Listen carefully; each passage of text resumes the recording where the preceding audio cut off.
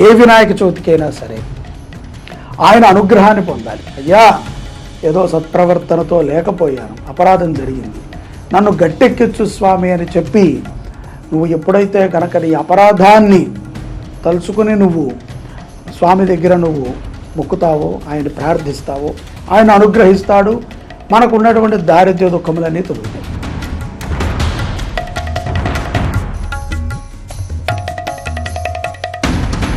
భగవంతుడు నీకు కష్టాన్ని తెచ్చిచ్చి నీ నుంచి సుఖం కోరుకుంటున్నాడు అనుకుంటే అది నీ భ్రాంతి.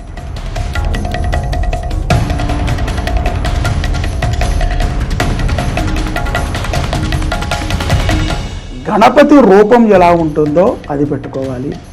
ముఖ్యంగా వినాయకుడిని పెట్టుకోవాలి, అధిదేవతలని కాదు. వినాయకుడి చుట్టూ కూడా చాలామంది అమ్మవారు ఉన్నట్టు, శివుడు ఇలా ఎత్తుకున్నట్టు ఏదేదో పెడుతూ ఉంటారు.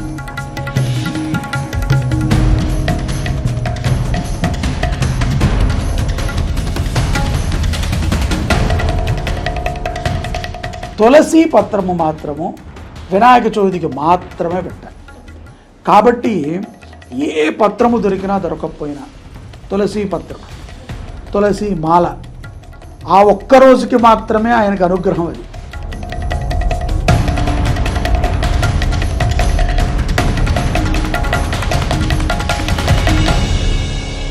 ఓ ఆర్భాటం అండి, పక్కింటి వాళ్ళు చేశారు, నేను కూడా 6 ఫీట్ల విగ్రహం పెడతాను మా ఇంట్లో, ఆర్భాటం, టముక్కులు కొడతాను, శబ్దాలు పెడతాను, ఏ గణపతి ముందు నృత్యాలు వేస్తాను, డ్యాన్సులు వేస్తాను అంటే అవన్నీ సంబరాలు తప్ప పూజ అని అయితే అనిపించుకో.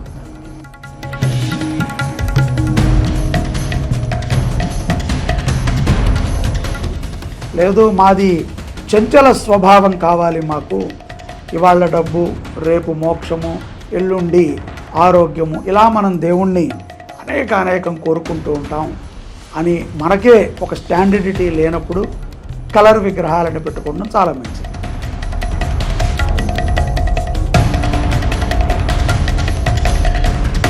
మనం పూజకు కూర్చున్నాము అంటే ఆ 20 నిమిషాలు గంటో పూర్తిగా ఆయన కేటాయించాలి. అప్పుడు కూడా ఫోన్లు గెలుపుకుంటూ పూజ చేస్తే ఎప్పుడు చేసినా ఒకటే.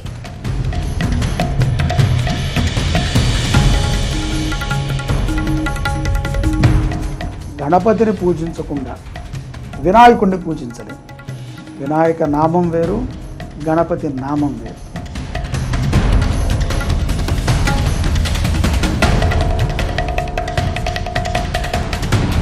మొత్తం వాడు 10 లక్షలు ఖర్చు పెట్టాడు, నేను 20 లక్షలకు లడ్డూ వేలం పాట పాడతా, దాంట్లో ఇంత తాగుతా అంత తింటా. ఇది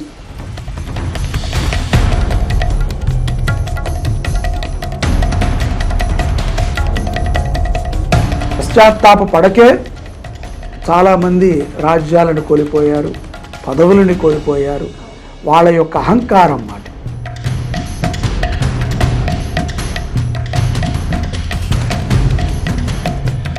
వినాయక చవితి అంత విశేషమో ఆ రోజు ప్రదోష కాలంలో కనిపించే చంద్రుడు కూడా అంత విశేషం.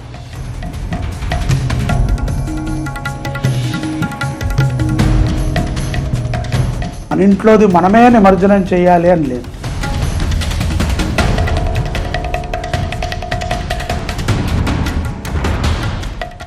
నమస్కారం. వినాయక చవితి పండుగ ఎప్పుడు వస్తుంది? మరి వినాయక చవితి రోజు మనం పూజా విధానం ఏ విధంగా చేసుకోవాలి, మరి ఆ రోజు పాటించాల్సిన నియమ నిష్టలు ఏంటి అనే వాటన్నిటి గురించి తెలియచేయడానికి ఈరోజు స్టూడియోలో మనతో పాటు ఉన్నారు శ్రీ శుభంకరి సేవా సంస్థ వ్యవస్థాపకులు, మంత్ర విద్వాన్, బ్రహ్మశ్రీ శ్రీ దుగ్గిరాల యజ్ఞవాలిక్య దిలీప్ శర్మ గారు. మరి గురువుగారితో మాట్లాడి వినాయక చవితి ఎప్పుడు వస్తుంది, మరి ఆ రోజు పూజా విధానం, అలాగే మనం పాటించవలసిన నియమనిష్టలు ఏంటి అనే వాటి అన్నిటి గురించి అయితే గురువుగారిని అడిగి తెలుసుకుందాం.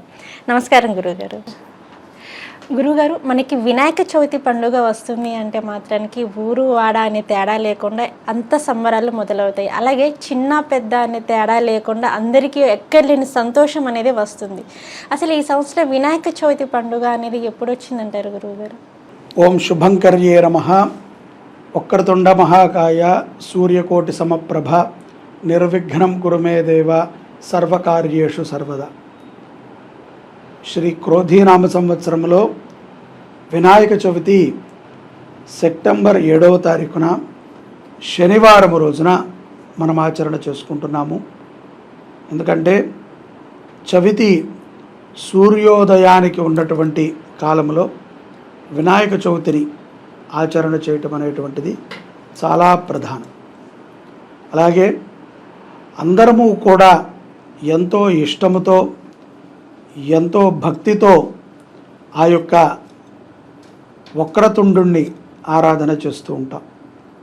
చాలా విశేషముగా ఈ సంవత్సరము కూడా అనేక మంది వారి వారి యొక్క నివాస స్థలము యందు, గృహాల యందు, వ్యాపార స్థలాల యందు, అలాగే వారి యొక్క వృత్తులు నిర్వర్తించుకునేటువంటి స్థలాలలో వినాయకుడిని పెట్టి ప్రతిమని స్థాపన చేసి చక్కగా ఆరాధన చేయటానికి యోగ్యమైనటువంటి సమయం.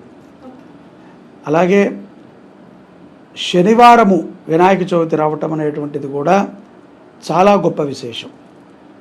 ఎందుకంటే శనివారము పూట మట్టితో శివలింగాన్ని చేసి శివలింగ ఆరాధన చేస్తే ఎంత పుణ్యమో, అదే మట్టితో గణపతి ప్రతిమని తయారు చేసుకుని ఆ గణపతి ప్రతిమకి ఆరాధన చేయటము కూడా అంతే గొప్ప విశేషాన్ని మానవాళికి ఇస్తుంది. చాలామందికి ఈ యొక్క చవితి పర్వదినం మీద కొంత సంసిగ్ధత ఉంటుంది.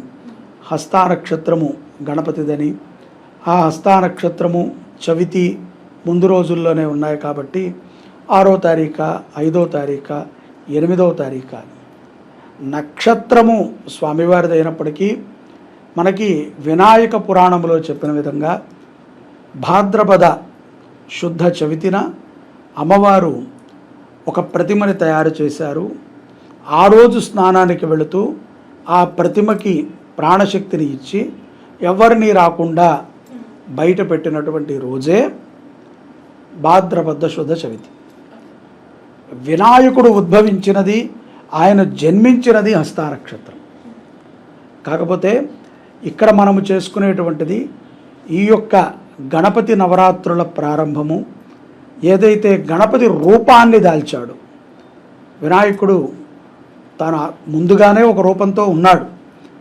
ఆ రూపము నుంచి వినాయక రూపంగా గణపతి వినాయక రూపాన్ని తీసుకున్నటువంటి రోజే ఈ యొక్క భాద్రపద చవితి.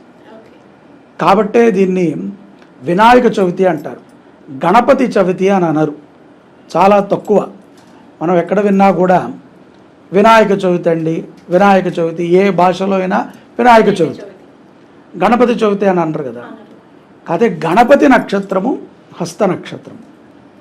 అది ఎప్పుడైతే గనక మనకు ఆ కథలో చెప్పిన విధంగా పరమేశ్వరుడు రావటము, శిరఖండనము చేయటము, దాని తర్వాత ఆ యొక్క ఏదైతే నంది, భృంగి ఇత్యాది దేవతలు ఉత్తరం దిశగా వెళ్ళి ఏ మానవుడు ఏ జంతువు అయితే అక్కడ నిద్రిస్తోందో తన యొక్క శిరస్సును తీసుకొచ్చి పెట్టడంలో గజాననుడికి, వినాయకుడికి గజానన మొహం వచ్చింది. అప్పటిదాకా ఆయన వినాయకుడే. దాని తర్వాత గజానన రూపం దాల్చారు. ఆ తర్వాత ఆయనను చూసి అందరూ హేళన చేస్తున్నారని ఆయన్ని విఘ్నములకి అధిపతిని చేశాడు బ్రహ్మ.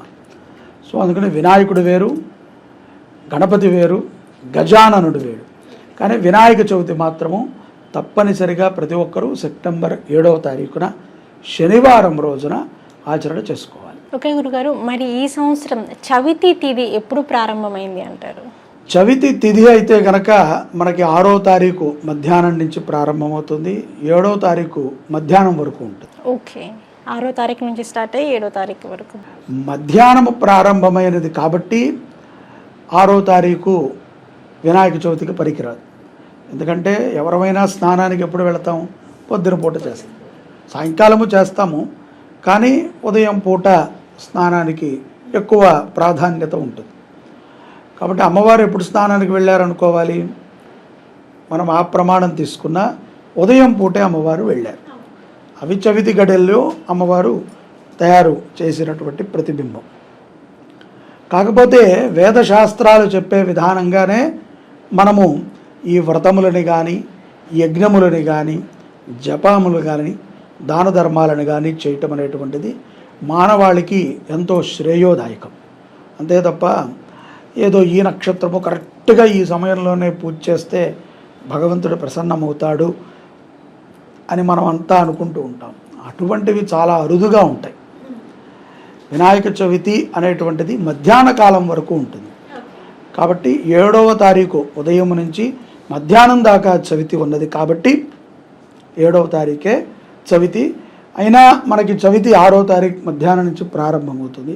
కానీ ఆ రోజు మనం చేసుకుంటానికి పనికిరాదు. కానీ వినాయక చవితి పండుగ వస్తుంది అంటే మరి కావాల్సిన సామాగ్రిలు ఏ ఏ వస్తువులు తెచ్చుకోవాలంటారు గురువుగారు? ప్రమాణములు ఏమీ లేవు. సర్వసాధారణంగా ప్రతి ఇంట్లో అందరికీ తెలిసినవే. ఏ శుభకార్యమైనా సరే చాలామందికి నా చిన్నప్పటి నుంచి మా తండ్రి గారు మా తాతగారు వీరందరూ కూడా వినాయక చవితి రోజు పొద్దున్నే వెళ్ళి అప్పటికప్పుడు గణపతి అచ్చును వేసినటువంటి మట్టి ప్రతిమను తెచ్చుకొని ఆరాధన చేస్తూ ఉండేవాళ్ళు. చాలామందికి అదే ఆనవాయితీ. చాలామంది దాన్ని ఇష్టపడతారు. పొద్దున్నే లేచి చక్కగా స్నానం చేసి మట్టి వినాయకుడు ముద్రించేవాడు ఉండేవాడు. వాడి దగ్గరికి వెళ్ళి మట్టి వినాయకుడిని తెచ్చు. ఇవాళ రేపట్లో అందరూ కలర్ విగ్రహాలను పెడుతున్నారు. కల్మషం అయిపోతుంది. మనసు కల్మషమే. ఆ కలర్ లాగా వాళ్ళు కూడా రకరకాల భావాలతో ఉంటున్నారు. ఏకభావం కాదు, ఒక భావంతో ఉంటూ ధర్మం మీద భక్తిగా శ్రద్ధగా ఉండాలి అంటే ఒకే కలర్ మట్టితో మనం విగ్రహం పెట్టుకుంటాం మంచిది. లేదు మాది చంచల స్వభావం కావాలి, మాకు ఇవాళ డబ్బు రేపు మోక్షము ఎల్లుండి ఆరోగ్యము, ఇలా మనం దేవుణ్ణి అనేకం కోరుకుంటూ ఉంటాం అని మనకే ఒక స్టాండర్డిటీ లేనప్పుడు కలర్ విగ్రహాలని పెట్టుకోవడం చాలా మంచిది. ఎందుకంటే మనకు బుద్ధి వంకర కదా, అనేక ఆశలు. ఇవాళ ఇది కావాలి, ఇంకో గంటకి అది కావాలి, ఇంకోటి ఏదో కావాలి, ఆశ. సో స్థిరమైనటువంటి ఆస్తి ఒక బుద్ధి కలిగిన వాళ్ళు మట్టి విగ్రహానికి ఆరాధన చేయటం మంచిది. మట్టితో చేసినటువంటి విగ్రహమే. చాలామంది ప్లాస్టర్ ఆఫ్ ప్యారిస్ విగ్రహాలను తెచ్చుకుంటున్నారు. వద్దన్నా సరే వాటి మీద అనవసరమైన కలర్లు అవన్నీ పోసి అవన్నీ నీళ్ళల్లో కరగవు. ఆ నీళ్లు ఏ జంతువు తాగినా హానికరమే. అలాంటి ఎవరైతే విగ్రహాలు పెడతారో వాళ్ళందరూ కూడా ముందుగా వాళ్ళే అభిషేకం చేసి ఆ కలర్ నీళ్ళన్నీ వాళ్ళు తాగి వాళ్ళు ఆరోగ్యంగా ఉంటే ఇతరులకు పెట్టచ్చు. మన నుంచి ప్రకృతికి హాని కలిగే పనులని మనం చేయటం ద్వారా అదే ప్రకృతి మనకి, మనం ఎంత హానినైతే ప్రకృతికి చేశామో అంతే హానిని మనకిస్తుంది. ఎందుకంటే నువ్వు ఇచ్చింది దానికి అదే నీకు తిరిగిస్తుంది. మంచిని మనం ఇస్తే ప్రకృతికి మంచి ఇస్తుంది. కాబట్టి మట్టి విగ్రహం తెచ్చుకోవటం, ఉదయాన్నే తెచ్చుకోవటం అనేటువంటిది మంచి విశేషం. ఎందుకంటే ముందు రోజే తెచ్చుకుని అది ఉరికిన అటు ఇటు పెట్టి విచ్ఛిన్నమైంది, పగిలింది, విగిరింది, ఇవన్నీ మనసుకి కొంచెం స్పర్ధ శుక్రవారం పూట అందులో ముందు. కాబట్టి మిగతా ద్రవ్యాలు ఏవైతే 21 పత్రులు చెప్పారో ఆ పత్రి ఇత్యాది వాటిని అన్నిటినీ కూడా వినాయక చవితి రోజు ఉదయం తెచ్చుకుని చక్కగా ఆడవాళ్ళు ఇంట్లో వంట చేస్తారు, మగవాళ్ళు ఈ సామాగ్రి అంతా తెచ్చుకుని విధి విధానముగా ఎన్నో మనం కూడా చెప్పినటువంటి పూజా విధానము ఉంది. చక్కగా ఆ విధానాన్ని చూసుకుని సులభంగా, ఎంత సులభంగా కుదిరితే అంత సులభంగా భక్తిగా, ఓ ఆర్భాటంగా భక్తి లేకుండా చేయకూడదు. ఓ ఆర్భాటం అండి పక్కింటి వాళ్ళు చేశారు, నేను కూడా 6 ఫీట్ల విగ్రహం పెడతాను మా ఇంట్లో, ఆర్భాటం టముక్కులు కొడతాను, శబ్దాలు పెడతాను, ఏ గణపతి ముందు నృత్యాలు వేస్తాను, డ్యాన్సులు వేస్తాను అంటే అవన్నీ సంబరాలు తప్ప పూజ అని అయితే అనిపించుకోండి. పూజ అనేటువంటిది మన ఇంటికి, మన యొక్క వాతావరణానికి, మన యొక్క స్థితిగతులకి అనుగుణంగా ఉండాలి. ఇంట్లో బ్రాహ్మణి మన స్తోమత ఉంటే పిలుస్తాము, లేదు అంటే కనుక అంతా అయిన తర్వాత దగ్గరలో ఉన్న దేవాలయానికి వెళ్ళి ఆ బ్రాహ్మడికి ఏదో మనకు తోచిన విధంగా తాంబూలాదులు ఇచ్చి ఆశీర్వచనాన్ని పొందుతాం. ఏదైనా సరే మధ్యాహ్నం 12 లోపు పూజ చేసుకోవటం అనేటువంటిది చాలా విశేషం. చాలామంది మధ్యాహ్నం 3ంటికి 4ంటికి 6ంటికి కూడా చేస్తూ ఉంటారు. అది ఇంకా వాళ్ళ సందర్భానుసారంగా. కానీ మన ఇంట్లో భార్య భర్త పిల్లలు తల్లిదండ్రులతో మనం కూర్చుని చేసుకునేటప్పుడు మధ్యాహ్నం 12 లోపు మనం పూజ చేసుకుంటాం చాలా విశేషం. గురుగారు మీరు చెప్పారు మట్టి కంటే ప్రస్తుత రోజుల్లో చూసుకున్నట్లయితే పర్యావరణాన్ని రక్షించాలి అని చెప్పేసి అని చాలామంది మట్టి విగ్రహాలనే పూజించాలి అనేసి మీరు కూడా చెప్పారు. కానీ మట్టి విగ్రహాలని పూజించాలి అనేది ఇప్పుడు కాకుండా పురాణ ఇతిహాసాల నుండి కూడా ఉందంటారా? మనకి కథలో చెప్పింది అదే కదా. అమ్మవారు తాను శరీరానికి పెట్టుకున్నటువంటి నలుగు పిండితో రూపాన్ని చేసింది. అది కాలక్రమేణా మట్టిగా మారింది. పూర్వం కూడా చాలామందికి శాస్త్రము చెప్పిన విధానం ఏంటంటే అప్పుడప్పుడు నదికి వెళ్ళి నదిలో మట్టి తీసుకుని ఆ మట్టిని శరీరానికి రాసుకొని స్నానం చేస్తే రోగాలు రావు, చర్మ వ్యాధులు రావు, నదీ దేవత యొక్క అనుగ్రహాన్ని పొందుతామని వేదం చెప్తారు. మట్టి చాలా విశేషం. అదే మట్టి నుంచి చెట్లని రక్షించబడతాయి. ముఖ్యంగా ప్రకృతికి ఉపయుక్తం ఏమిట్రా అంటే మంచి మట్టి అయితే చెట్లు బాగా పెరుగుతాయి. నీళ్లు పోయక్కర్లా, మంచిగా మట్టి ఉంటే చాలు చెట్లు బాగా పెరుగుతాయి. అలాగే భూమికి తన యొక్క సారవత్వం పెరుగుతుంది. దాంట్లో ఉండేటువంటి గుణగణాలు చాలా అభివృద్ధి చెందుతాయి. కాబట్టి మట్టి చాలా ప్రాధాన్యత. ఇది పూర్వం నుంచి మట్టితోనే చేస్తున్నారు. ఈ మధ్యన కళ్ళకి బాగా కలర్స్ అవసరమయ్యి అందరూ కూడా అందంగా కనిపించాలి అని చెప్పేసి మట్టిలో ఉన్నంత అందము దేంట్లోనూ ఉండదు. మనకు అనిపిస్తుంది మిగతా కలర్లు వేస్తే బాగుంది అని, కానీ యథార్థంగా మట్టితో ఉన్నటువంటి ఆ యొక్క వినాయక స్వామి అందం ఎందులోనూ రాదు. అందులోనూ ఆయన చక్కగా ప్రసన్నుడై ఉంటాడు. ఆయనకి కూర్చోబుద్ధి వస్తుంది ఆ విగ్రహంలో పిలవంగానే. కలర్ విగ్రహాలు చూడటానికి భారీ భారీగా ఉంటాయి. అవి తీయటము కష్టము. చాలామంది మనం చూస్తూ ఉంటాం నిమజ్జనాలప్పుడు వాటి మీదకి ఎక్కేస్తూ ఉంటారు. అతి ప్రేమ. ఆయన చెవుల మీద నుంచుంటూ ఉంటారు, తొండం మీద కాలు పెడుతూ ఉంటారు. ఏమిటో ఆ భక్తిని అదంతా చూస్తే ఈ భక్తి పరాకాష్ఠ ఎక్కడికి వెళుతుందా అనిపిస్తుంది. అతిగా చేసేయటం, తాగేస్తారు, డ్యాన్సులు ఆడేస్తారు, ఇంకా ఆయన మీద పెట్టి ఊగుతూ ఆనందంలో ఏం చేస్తున్నారో వాళ్ళకి కూడా తెలియదు. అదే చాలా ప్రమాదం. ఎందుకంటే ఎక్కడైనా సరే తండ్రి తండ్రే, తల్లి తల్లే, భగవంతుడు భగవంతుడే. ఆయనని మనము ఎంత గౌరవంగా, ఎంత మనము భక్తిగా చూసుకుంటే ఆయన మనల్ని అనుగ్రహిస్తాడు.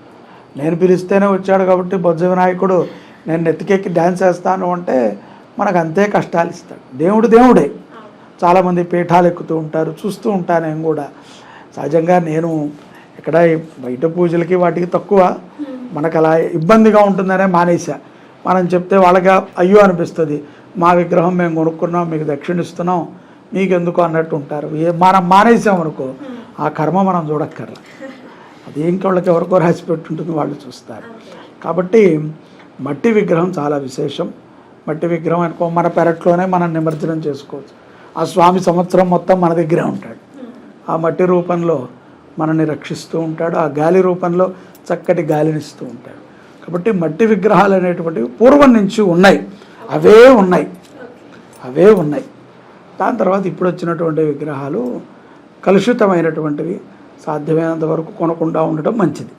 గురుగారు, మనకి వినాయక చవితి పూజలో వచ్చేసి 21 పత్రులు ఖచ్చితంగా వాడాలి అనేసి అంటారు కదా గురుగారు. కానీ ఖచ్చితంగా మనకు బయట మార్కెట్లో చూసుకున్నట్లయితే మాత్రానికి పండుగ సమయం వచ్చింది అంటే మార్కెట్లో చాలా కాస్ట్ అనేది పెరిగిపోతూనే ఉంటుంది. మరి ఖచ్చితంగా వినాయక చవితి పూజలో ఈ పత్రి ఖచ్చితంగా ఉండాలి అని ఏమైనా ఉందా గురుగారు? ఇది చాలా మంచి ప్రశ్న. వినాయకుడికి 21 పత్రేన పూజ. ఇది 21 అంటే 21 పత్రములతో ఈ యొక్క వినాయక చవితి శుభ సందర్భంగానే పూజ చేసేటువంటి విధానం ఉన్నది. అతి ముఖ్యంగా ఏ పత్రం పెట్టి ఎప్పుడైనా మనం పూజ చేయొచ్చు వినాయకుడికి. మిగతా రోజుల్లో అన్నీ మనకి దొరికేవే. ఇంకో మూర్ఖులం ఏంటంటే మనం జాగ్రత్తగా మన ఇంటి పక్కన ఉన్న పార్కుకి వెళ్ళిన అన్ని పత్రికలు దొరుకుతాయి. కానీ మనం మార్కెట్కి వెళ్ళి పిచ్చి పత్రికలు అన్నీ కొనుక్కొచ్చి వాటితో పూజ చేస్తాం. కంపల్సరిగా ప్రతి వినాయక చవితికి తులసి పత్రేణ పూజ. ఇది ఒక్క వినాయక చవితికి తప్ప ఏ రోజు కూడా ఇక తులసిని స్వామివారికి తగలనివ్వకూడదు. కాబట్టి వినాయక చవితి రోజున 21 పత్రాలు మనకు దొరకకపోయినా 21 తులసి దళాలతో స్వామివారికి పూజ చేస్తే ఆయన ప్రసన్నుడవుతాడు. ఎందుకంటే మిగతా రోజుల్లో నిషిద్ధం. ఎందుకంటారు గురువు? ఎందుకు నిషిద్ధము అంటే విష్ణుపత్రముతో ఎప్పుడూ కూడా గణపతిని ఆరాధన చేయకూడదు. ఇక్కడ పత్రి పూజలో నామం వచ్చింది కాబట్టి, తులసి పత్రం అనేటువంటి ఒక నామం వచ్చింది కాబట్టి ఆ సమయంలో మాత్రమే ఆయనకి పెట్టాలి. మిగతా ఏ సమయంలో అష్టోత్తరాల్లో, సహస్రనామాలలో, ఆయన్ని స్తుతించే స్తోత్రాల్లో, ఆయనకి చదివేటువంటి మంత్రాలలో కూడా తులసి పత్రముతో పూజ చేయాలని ఎక్కడా లేదు. వినాయక చవితి వ్రత కథలో ఈ యొక్క 21 వినాయక పత్రి నామముల్లో 7వదో 9వదో నామము తులసి పత్రం. ఆ నామము చెప్పినప్పుడే ఆ తులసి పత్రం అక్కడ పెట్టాలి. ఎప్పుడైతే మనం ఆ నామం చెప్తామో అప్పుడు మాత్రమే పెట్టాలి. అప్పుడు మాత్రమే. అంటే దానికి ఎంత విశేషం ఉంది చూడండి.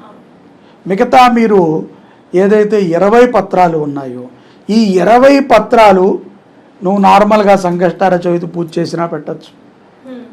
లేదు ఇంట్లో నువ్వు వినాయక పూజ చేసుకుంటున్నా సరే, ఇప్పుడు లేదు కాబట్టి దూర్వం ఎప్పుడైనా సరే మనం చక్కగా గరిక అంటాం, గరిక పెట్టచ్చు, జిల్లేడు ఆకు పెట్టచ్చు కదండి, తర్వాత దానిమ్మ ఆకు పెట్టచ్చు, అలాగే ఈ యొక్క దాని పేరేంటి మాచి పత్రం పెట్టచ్చు, బిల్వ పత్రం పెట్టచ్చు. ఈ పత్రములన్నీ కూడా మిగతా ఏ పత్రాలు చెప్పారో చంపకా పత్రము ఇత్యాది పత్రాలన్నీ కూడా నువ్వు ఎప్పుడైనా పెట్టచ్చు. తులసి పత్రము మాత్రము వినాయక చవితికి మాత్రమే పెట్టాలి. కాబట్టి ఏ పత్రము దొరికినా దొరకకపోయినా తులసి పత్రం, తులసి మాల ఆ ఒక్క రోజుకి మాత్రమే ఆయనకు అనుగ్రహం. అది మిగతా ఏ రోజుల్లో నువ్వు ఏ గుడికి వెళ్ళి తులసి మాల ఇచ్చినా గణపతికి వేయరమ్మా అంటారు.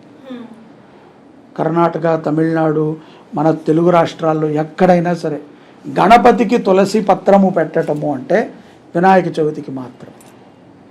కాబట్టి 21 పత్రాలు ఏ పత్రాలో మనకి తెలియని చెత్త పత్రాలన్నీ తీసుకొచ్చి అక్కడ పెట్టడం కంటే చక్కగా 21 తులసి దళాలను తీసుకుని స్వామివారికి పెట్టి పూజ చేసుకుంటాం విశేషం.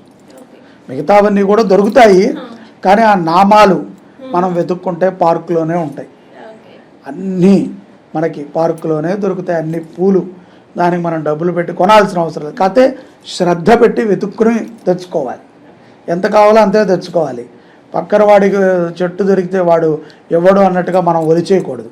2 పత్రాలంటే 2 పత్రాలే అంతే. దేవుడేమీ నా చెట్టు అంతా విరక్కొట్టి నాకు పెట్టానులా, మనం మూర్ఖత్వం మొత్తం ఒలిచేసి మనము దాన్ని ఇబ్బంది పెట్టకూడదు. కాబట్టి తులసి పత్రం చాలా విశేషంగా చెప్పారు. తులసి పత్ర పూజ ద్వారా ఎన్నో లాభాలు కూడా ఉంటాయి. గురుగారు, మరి ఈ 21 పత్రాల యొక్క విశిష్టత ఏమిటి అంటారు? 21 పత్రాలకి కూడా చాలా గొప్ప విశేషాన్ని మనకి ఈ యొక్క గణపతి పురాణంలో చెప్పారు.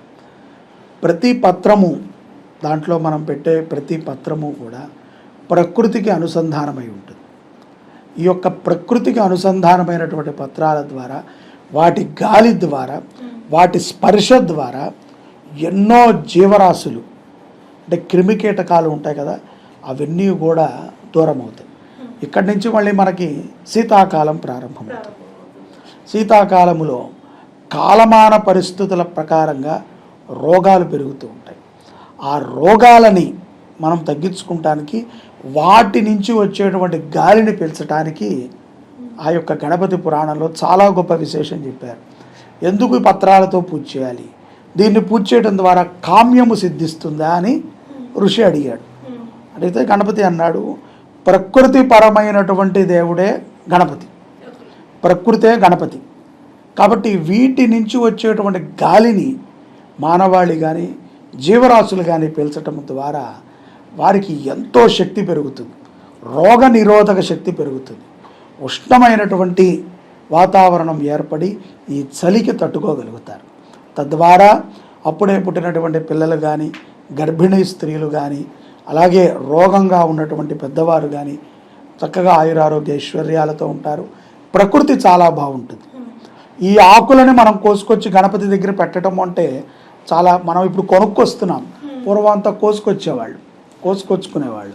కోసుకు రావడానికి ఆ చెట్టు దగ్గరికి వెళ్ళినప్పుడు ఎంత గాలి పీలుస్తాడు, కదా. అది ఎంత శక్తిని ఇస్తుందో మనకు తెలియదు.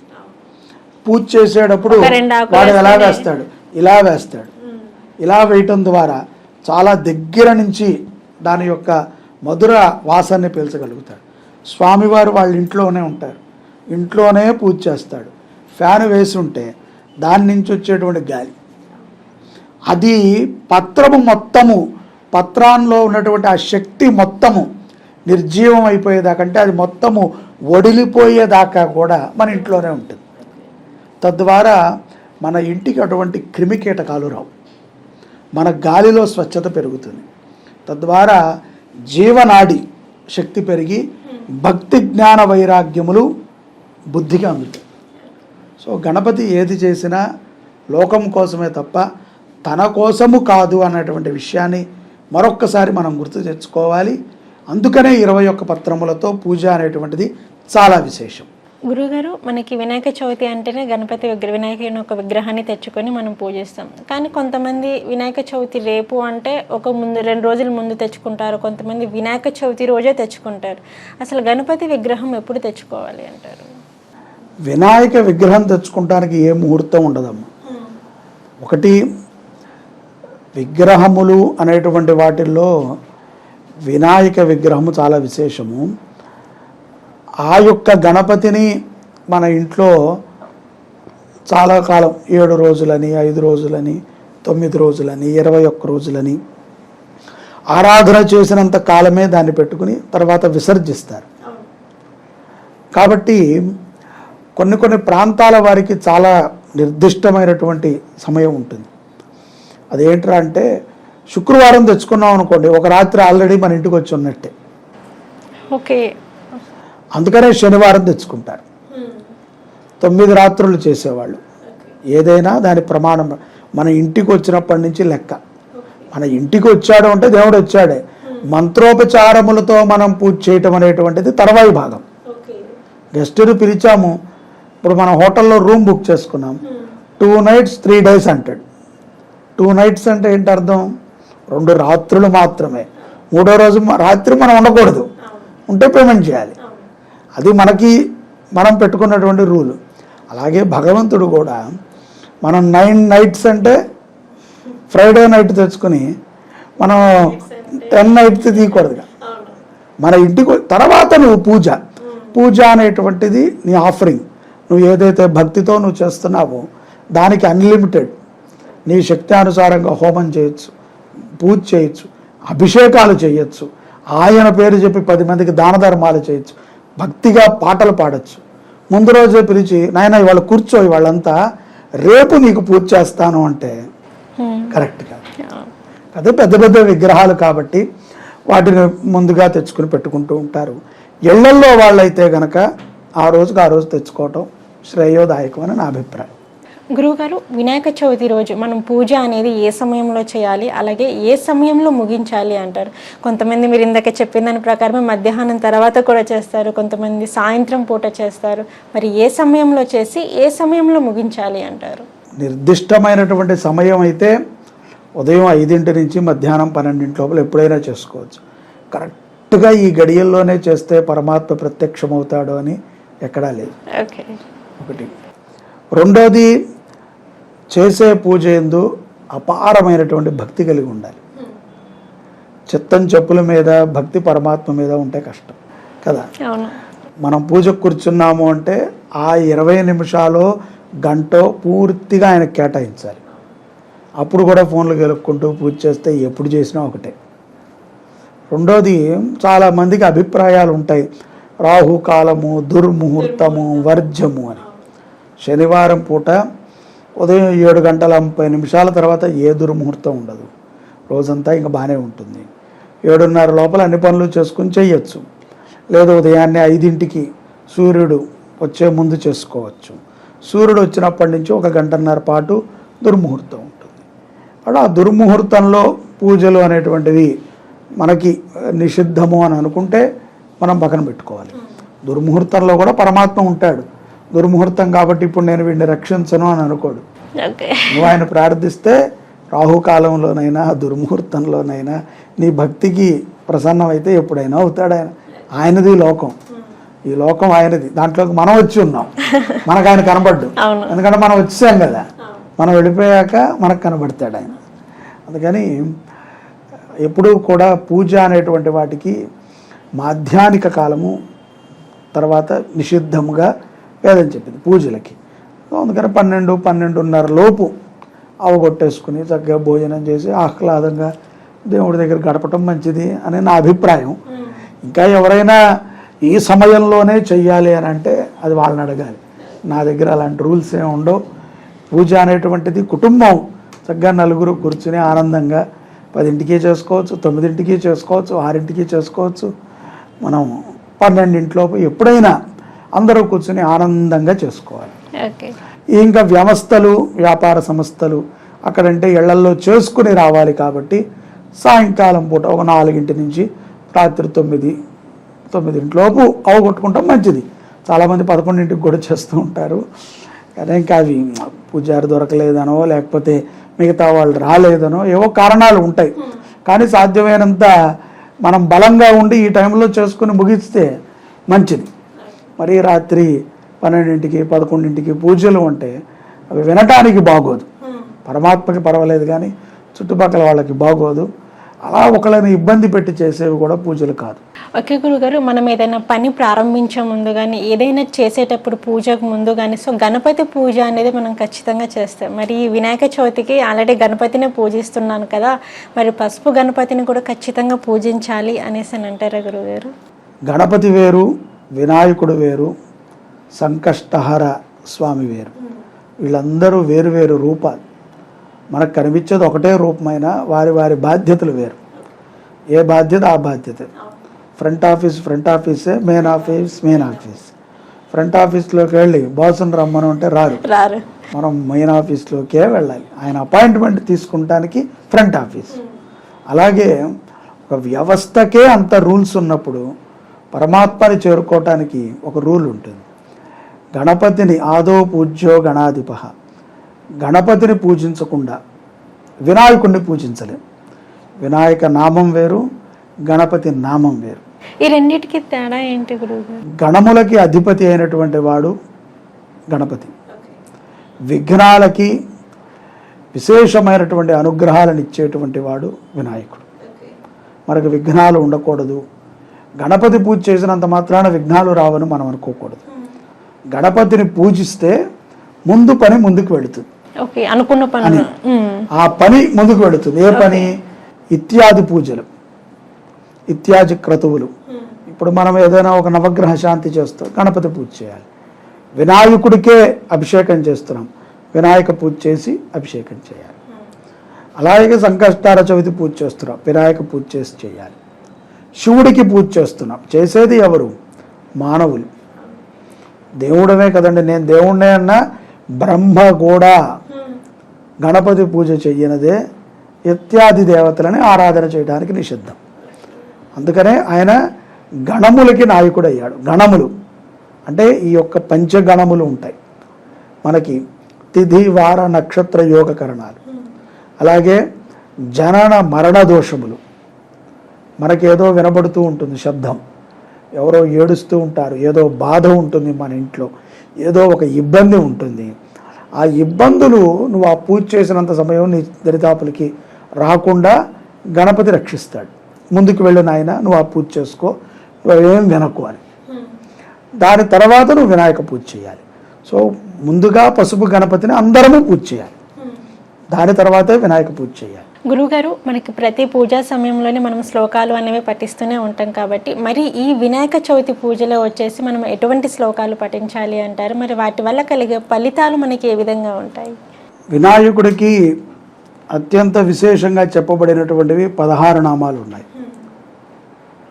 ఓం సుముఖాయ నమః, ఓం ఏకదంతాయ నమః, ఓం కపిలాయ నమః, ఓం గజకర్ణికాయ నమః, ఓం లంబోదరాయ నమః, ఓం వికటాయ నమః, ఓం విఘ్నరాజాయ నమః, ఓం వినాయకాయ నమః, ఓం ధూమకేతవే నమః, ఓం గణాధ్యక్షాయ నమః, ఓం ఫాలచంద్రాయ నమః, ఓం వక్రతుండాయ నమః, ఓం శూర్పకర్ణాయ నమః, ఓం హేరంబాయ నమః, ఓం స్కందపూర్వజాయ నమః, ఓం సర్వసిద్ధిప్రదాయకాయ నమః. ఈ షోడశ నామాలు చాలా విశేషంగా చెప్పబడ్డాయి. కుదిరినటువంటి వాళ్ళు ఈ 16 నామాలలోంచి ఏదో ఒక నామాన్ని ఓం ముందుగా మనం పెట్టుకోవాలి. ఓం సుముఖాయ నమః, లాస్ట్లో నమః పెట్టుకోవాలి. ఎంత కుదిరితే అంత జపం చేయాలి. ముఖ్యంగా మళ్ళీ కూడా అందరికీ అదే చెప్తాం మనం, పూజ చేయటం ప్రధానం కంటే సంపూర్ణమైనటువంటి భక్తి విశ్వాసం కలిగి ఉండాలి. ఎంత ఖరీదు పెట్టి వినాయకుడిని కొన్నాము, ఎంత మనము పత్రి కొనుక్కున్నాము, ఎంతమంది గెస్టులను పిలిచాము కాదు. నీలో అంతకి 1000 భక్తి ఉండాలి, భగవంతుడి మీద విశ్వాసం ఉండాలి. అప్పుడు ఆయన ప్రసన్నమవుతాడు, ఆయన అనుగ్రహిస్తాడు. ఈ సుముఖాది షోడశనామాలలో ఏదైనా ఒక నామాన్ని చక్కగా వాళ్ళు పఠన చేయటము, పిల్లల చేత పలికించటము చాలా గొప్ప ఫలితాలని వాళ్ళ కుటుంబాలకు ఇస్తుందని నేను భావిస్తున్నాను. గురువుగారు, కొంతమంది దేవుళ్ళు వచ్చేసి అలంకార ప్రియులు అంటారు కదా. ఫర్ సపోజ్ మనం చూసుకున్నట్లయితే వెంకటేశ్వర స్వామి అలంకార ప్రియులు అంటారు. అలాగే మనకి వినాయక చవితి పండుగ వచ్చింది అంటే మాత్రానికి గణపతిని చాలా అందంగా అలంకరిస్తారు. సో ఇలా అలంకరించడం వల్ల గణపతి యొక్క అనుగ్రహం మనకి కలుగుతుంది అనేసి అని అంటారు. నిజానికి వినాయకుడు కూడా అలంకార ప్రియుడే అంటారా? శాస్త్రము ఒక్కొక్క దేవుడికి ఒక్కొక్క రకమైనటువంటి ప్రీతిని అనుగ్రహించారు. అలంకార ప్రియో విష్ణు, అభిషేక ప్రియ శివ, అర్చన ప్రియో దేవి, నమస్కార ప్రియో సూర్య. సూర్యుడికి మనం అందరం నమస్కారం చేస్తూ ఉంటాం. అలాగే దుర్గ గుడికి వెళితే కుంకుమార్చన చేయిస్తాం, అర్చన. శివాలయానికి వెళితే అభిషేకం చేస్తాం. విష్ణుమూర్తి చక్కగా నీట్గా అలంకారం చేసి మంచిగా సుగంధ ద్రవ్యాలన్నీ కూడా జల్లుతాం. గణపతి తర్పణ ప్రియుడు, గణపత ప్రియో తర్పణ. ఇది చాలా గొప్ప విశేషమైనటువంటిది, అరుదుగా జరిగేటువంటి క్రతువు. గణపతికి 4 అనేటువంటి సంఖ్య చాలా విశేషం. మనం ఎక్కడ విని ఉండం, చాలా తక్కువ మందికి దీని మీద అవగాహన ఉంటుంది. అలాగే శివుడు పంచభూతాలకే అధిపతి. గణపతి చతురావృత తర్పణం అని ఉంటుంది. గణపతి మూలమంత్రముతో 444 సార్లు తర్పణం చేస్తారు. అది చాలా గొప్ప విశేషం. ఇట్టే ప్రసన్నమవుతాడు గణపతి. మన యొక్క శుభంకరీ దేవస్థానంలో ప్రధానమైనటువంటి మూర్తి గణపతి. ఆయనకి ఈ సంవత్సరము మనము ఒక 11 కేజీల పై భాగంతోనే మనము వెండి కవచాన్ని కూడా చేయించడం జరిగింది. ప్రతి సంవత్సరము కూడా మేము గణపతికి తర్పణాది కార్యక్రమాలు చేస్తూ ఉంటాం. ఈ వినాయక చవితికి ఈ 9 రోజుల పాటు గణపతి చతురావృత తర్పణం ఉంటుంది. అలాగే మొన్న జరిగినటువంటి అష్టాదశ శక్తిపీఠాల యాత్రలో కూడా గణపతికి తర్పణము, శివుడికి అభిషేకము, అమ్మవారికి చండీ హోమాన్ని చేశాం. సో చాలా తక్కువ మందికి తెలుస్తుంది అలంకారం అనేటువంటిది ప్రాయం. మనం ఎవరమైనా సరే వస్త్రేణ వపుషావాచ విద్యయా వినయేన చ. వస్త్రము వపుషము అంటే మనం కనిపించేటువంటి ఆభరణాలు. ఎందుకండి వాచి, ఎందుకండి ఉంగరాలు అంటే అలంకారం. మనం కనిపించినప్పుడు తెలియటానికి. ఇవి పెట్టుకోకపోతే ఈ వేలేమీ లేవదా, లేస్తుంది, చెయ్యిలా తిప్పినా కనిపిస్తుంది, కానీ సమయం కనబడదు. చూసేటువంటి సమయం ఒక మంచి వాచీలో చూడాలి, ఒక మంచిగా అలంకారం చేసుకోవాలి, మంచిగా బొట్టు పెట్టుకోవాలి. రూపం బాగుంటే మనకి దాని మీద ప్రేమ కలుగుతుంది. అలంకారం అనేటువంటిది అందరు భగవంతులకి చెయ్యాలి. అలంకారం నేను అభిషేకం మాత్రం చేసి శివుడి మీద బేదాళం పెట్టి వెళ్ళిపోతాను అంటే ఆయనకి ఇష్టమే, కానీ నీకిష్టం, ఆయనకిష్టం. చూసేవాడికి అక్కడ ప్రసన్నమై ఉండాలి అంటే నిరంతరం అభిషేకం చేయలేం కాబట్టి అభిషేకమైన తర్వాత ఒక అలంకారం చేస్తారు.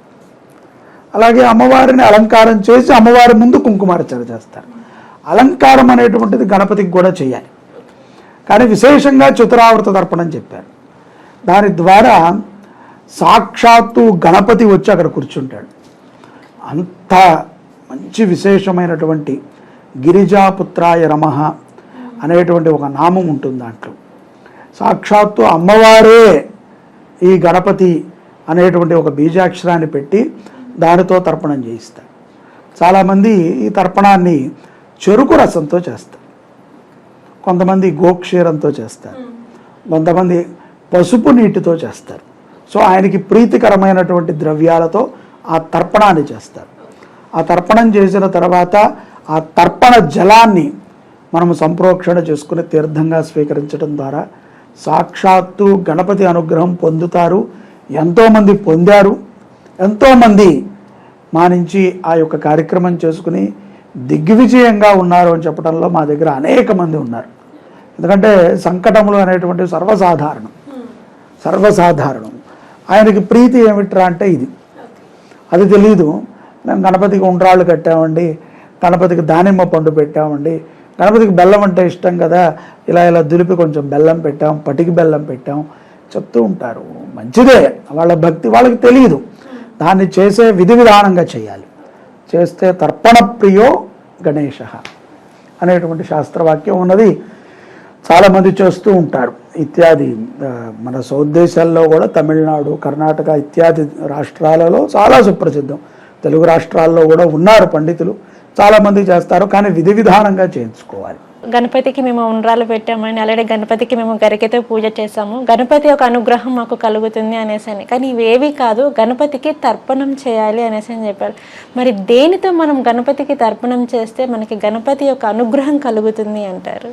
ఖ్యాతి ముఖ్యమైనటువంటివి తర్పణ విషయంలో చెరుకు రసము, ఆవుపాలు. చెరుకు రసము, ఆవుపాలు కింద గణపతి యంత్రాన్ని పెట్టుకుని పళ్ళెంలో దానికి ఆవాహన చేసుకుని లక్ష్మీ గణపతి ఉపాసన ఉన్నటువంటి వాళ్ళు మాత్రమే చేయాలి.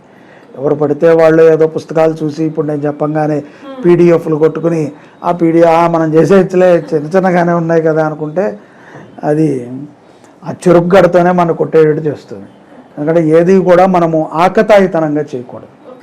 దాని మీద విషయం తెలుసుకుంటాం మంచిది. దానికి తగ్గ బ్రహ్మల్ని, దానికి తగ్గ పండితుల్ని పట్టుకుని వాళ్ళతో చేయించుకోవడం మంచిది.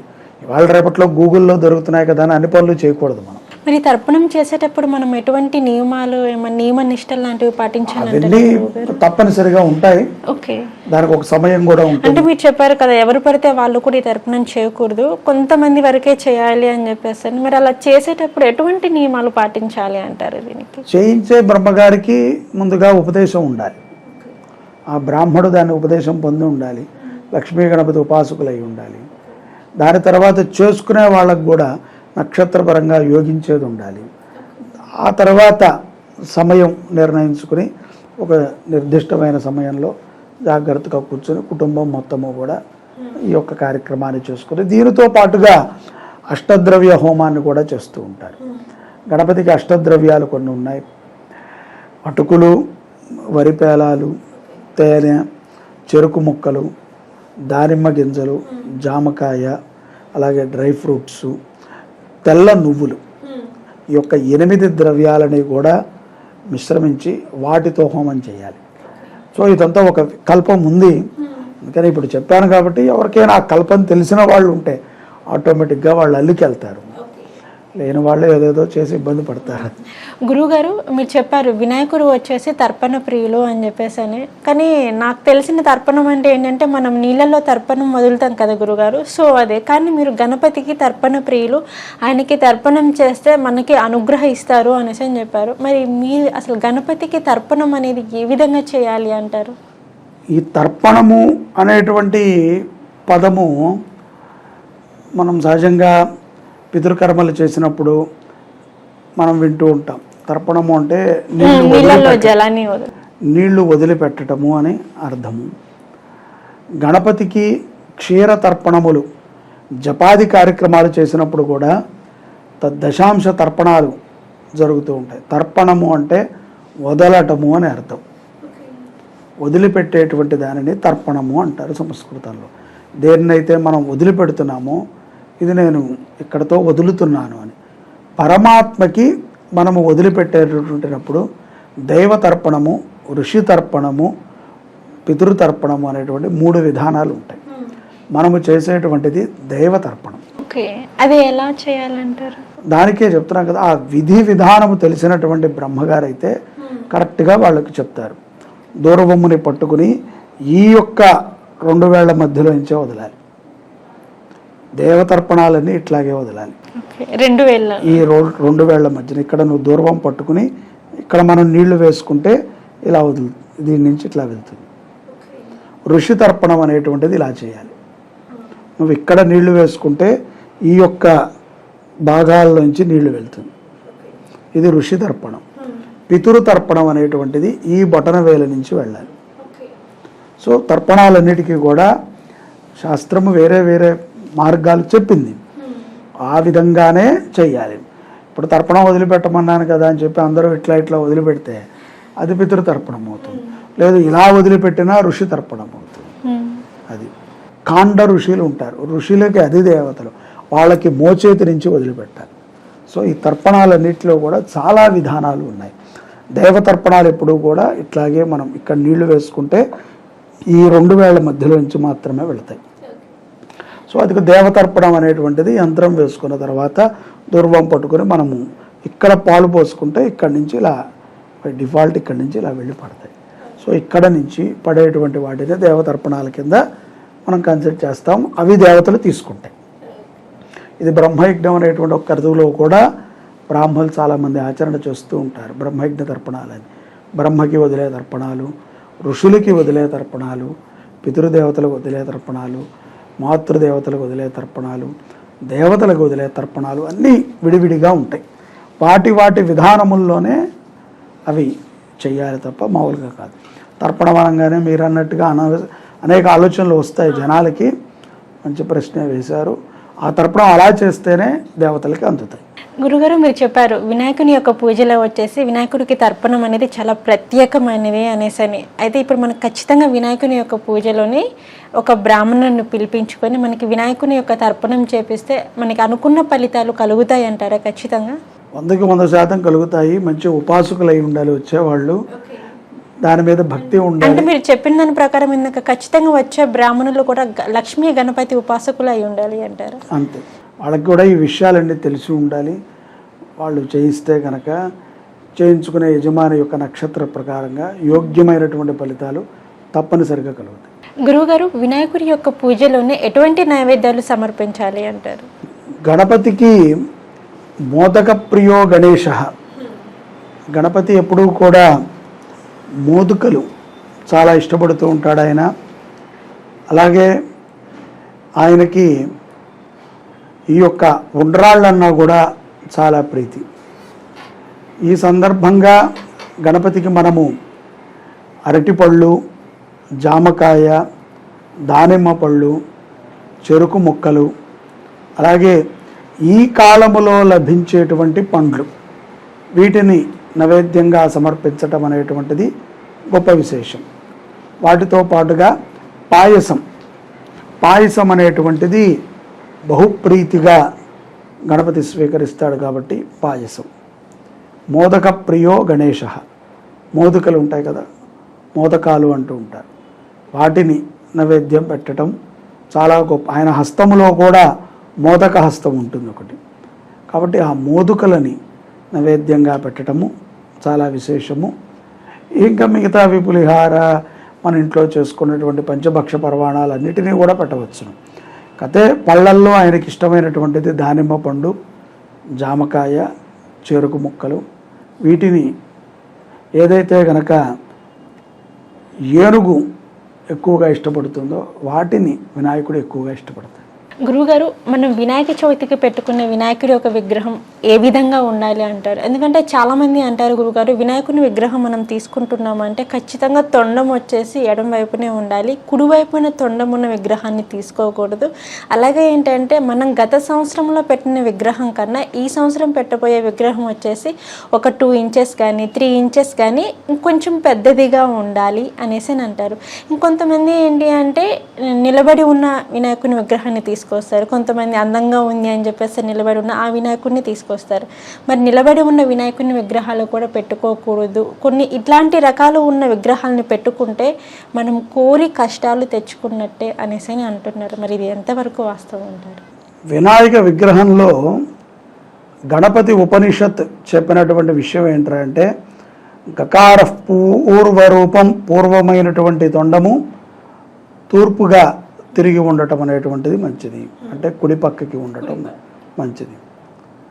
అకారో మధ్యమ రూపం, సంస్కృతంలో ఆ రాస్తే ఎలా ఉంటుందో అది మధ్య భాగంగా మనకు కనబడాలి. కకార పూర్వ రూపం, అకారో మధ్యమ రూపం, అనుస్వారశ్చాంత్య రూపం. హనుస్వారము ఏ విధంగా అయితే రూపం ఉంటుందో అది మొత్తము కూడా ఉత్తర భాగంలో ఉండాలి. బిందురుత్తర రూపం, ఉత్తరము నుంచి చూస్తే ఒక బిందువులాగా ఉండాలి. మొత్తం అంతా కూడా మనము విగ్రహానికి ఉత్తర దిక్కుగా మనం గనక చూస్తే ఒక బిందువు రూపంలో ఉండాలి. నాదసంధానం సంహితా సంధి సైషా గణేశ విద్య గణక ఋషి రుచుత్ గాయత్రి ఛంద, అదే గణపతి రూపం. కాకపోతే మీరు అడిగినటువంటి ప్రశ్నలో నుంచుని ఉండాలా, 1 ఇంచు పెంచుకుంటూ తెచ్చుకోవాలా అనేటువంటివన్నీ కూడా వేదశాస్త్రాలు చెప్పలేదు. నుంచుని ఉన్న గణపతి ఉన్నాడు, నృత్య గణపతి ఉన్నాడు, అలా పెట్టుకోవచ్చు అంటారా? అది ఇష్టమైతే చక్కగా పెట్టుకోవచ్చు. నృత్య గణపతి అనేటువంటి గణపతి ఉన్నాడు. నేను బాగా చెప్తున్నాను మీకు, వినండి. మీరు చేసేది గణపతి నోము కాదు, వినాయక వ్రతం. ఓకే, మళ్ళీ అట్రండి. అవును, వినాయకుడు రూపం ఏ విధంగా ఉంటుందో ఆ రూపంగా ఉండాలి కదా. వినాయకుడు మంచిగా పెద్ద పొట్ట వేసుకుని, మంచిగా తొండం వేసుకుని, పాశాంకుశములతో, అటు ఒక చేతిని లడ్డూక హస్తము, అభయ హస్తములతో కూడి పద్మం మీద కూర్చున్నటువంటి, పద్మాసనం మీద ఉన్నటువంటి వినాయకుడు. ముందు మూషికం, అది వినాయకుడు. ఇప్పుడు జీన్స్ ప్యాంట్ వేసుకున్న వినాయకుడు, షార్ట్ వేసుకున్న వినాయకుడు, డ్యాన్స్ చేస్తున్న వినాయకుడు, శివపార్వతులను ఆలింగనం చేసుకున్న వినాయకుడు, ఇట్లాంటి రకరకాల విగ్రహాలను చాలా మంది బాహుబలి వినాయకులు, చాలా మంది ఇంకేదైనా కొత్తగా ఒక సినిమా వస్తే భారతీయుడు 2 వినాయకుడు వస్తాయి. అవన్నీ కూడా మనకి ఇష్టమై మనం పెట్టుకుంటున్నాం. గణపతి రూపం ఎలా ఉంటుందో అది పెట్టుకోవాలి. ముఖ్యంగా వినాయకుడిని పెట్టుకోవాలి, అధిదేవతలని కాదు. వినాయకుడు చుట్టూ కూడా చాలామంది అమ్మవారు ఉన్నట్టు, శివుడు ఇలా ఎత్తుకున్నట్టు ఏదేదో పెడుతూ ఉంటారు. అవన్నీ రూపాల అంటే అవన్నీ అష్టోత్తరముల్లో చెప్పబడినటువంటి కొన్ని రూపాలని తెలివి మీరిపోయి మనం తయారు చేసి పెడుతున్నాం. కానీ చక్కగా హాయిగా పద్మాసనుడై, కొన్ని సందర్భాల్లో కాళ్ళు కింద పెట్టినవి, ఆసనం మీద కూర్చొని 2 కాళ్ళు కింద పెట్టినవి కూర్చోబెట్టాలి కదా. నువ్వు 9 రోజులు నుంచోబెడితే ఆయన నుంచునే ఉంటాడా? నీకైనా జ్ఞానం ఉండాలి కదా. పిలిచిన వాడిని నుంచునే ఉండవయ్యా, మేము వసూలు చేసుకుంటాం, నిన్ను అడ్డం పెట్టుకుని అనకూడదుగా. కూర్చుని ఉండాలి. కూర్చుని ఉన్నటువంటి విగ్రహాలు స్థిరోభవ విగ్రహాలు. అలాగే గణపతి రూపం ఉండాలి. చాలామందికి ఇంకా అనుమానాలు ఉన్నాయి, నామం ఉన్న విగ్రహాలు పెట్టాలా, విభూది ఉన్న విగ్రహాలు పెట్టాలా అని. అది మన భక్తి అనుసారంగా మనం పెట్టుకోవచ్చు. నామానికి విభూదికి పెద్ద తేడా ఏమీ లేదు. కాకపోతే అది మనకు కనిపించేటువంటి రూపంలో. చాలామంది కృష్ణుడిలో కూడా గణపతిని పెడుతున్నారు. కొంతమంది ఇంకా తెగించేశారు, వాళ్ళ ఇష్టదైవాల్లో కూడా గణపతిని పెట్టి చేయిస్తున్నారు. అది వాళ్ళ భక్తి. గణపతిని ఎలా పెట్టాలి అంటే కనుక వినాయకుడు ఎలా ఉంటాడో అటువంటి రూపందే పెట్టాలి, దాంట్లో ఎటువంటి సందేహం లేదు. చక్కగా కూర్చున్నది లంబోదరుడు, మనకి ఏదైతే వక్రతుండ మహాకాయ సూర్యకోటి సమప్రభ నిర్విఘ్నం కురుమే దేవ సర్వకార్యేషు సర్వదా, అన్ని కార్యాల యందు కూడా మనకి ఉపయుక్తమైనటువంటి వాడు, ఆసీనుడైనటువంటి వాడు, పద్మం మీద కూర్చున్నటువంటి వాడు, పద్మాసనంతో ఉన్నవాడు, ప్రసన్న వదనుడైనటువంటి వాడు, మంచి విశాలమైన నేత్రాలు కలిగిన వాడిని మనం పెట్టుకోవాలి. ఎడమ పక్కన ఉన్నటువంటిది పెట్టుకోవచ్చు, ఆ గణపతిని కూడా మనం ఆరాధన చేయవచ్చు, అదేమీ నిషిద్ధం కాదు. కాకపోతే కొంతమందికి సెంటిమెంట్ ఉంటుంది, శుభప్రదం కదా కుడి పక్కకి తిరిగి ఉంటే అని, అంతే. ఆ శుభప్రదం కోసం చెప్పటం తప్ప ఎడమ పక్కకి తిరిగి ఉన్నటువంటి తొండంతో ఉన్న గణపతిని పెట్టకూడదు అనుకోలేదు.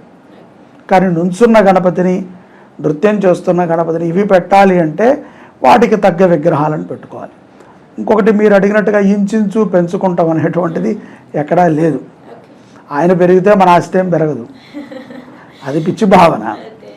చిన్నదైనా గణపతి రూపం పెట్టాలి, చిన్నదైనా భక్తిగా పెట్టాలి. అదే సైజులో తెచ్చుకోవచ్చు. ఇంకా నీకు స్తోమత ఉంది, పెంచుకుని వెళ్తానంటే మంచిదే, దేవుడికే కదా చేసేది, మంచిదే. అది మన భావన. నేను ఈ సంవత్సరం 1 ఫీట్ పెంచితే నాకు 1 కోటి కలిసి వస్తుంది అనుకుంటే పెంచవచ్చు. నీకు అది భావన మంచిది కదా, నీకు అది సెంటిమెంట్, అది దానిని మనం తప్పు పట్టకూడదు. కానీ అది ఎక్కడా చెప్పబడలేదు, శాస్త్రం ఎక్కడా చెప్పబడలేదు, సెంటిమెంట్. అది పెంచిన వాటిని తగ్గించకూడదు అని లేదు, పెంచుకోవాలి అని కూడా లేదు.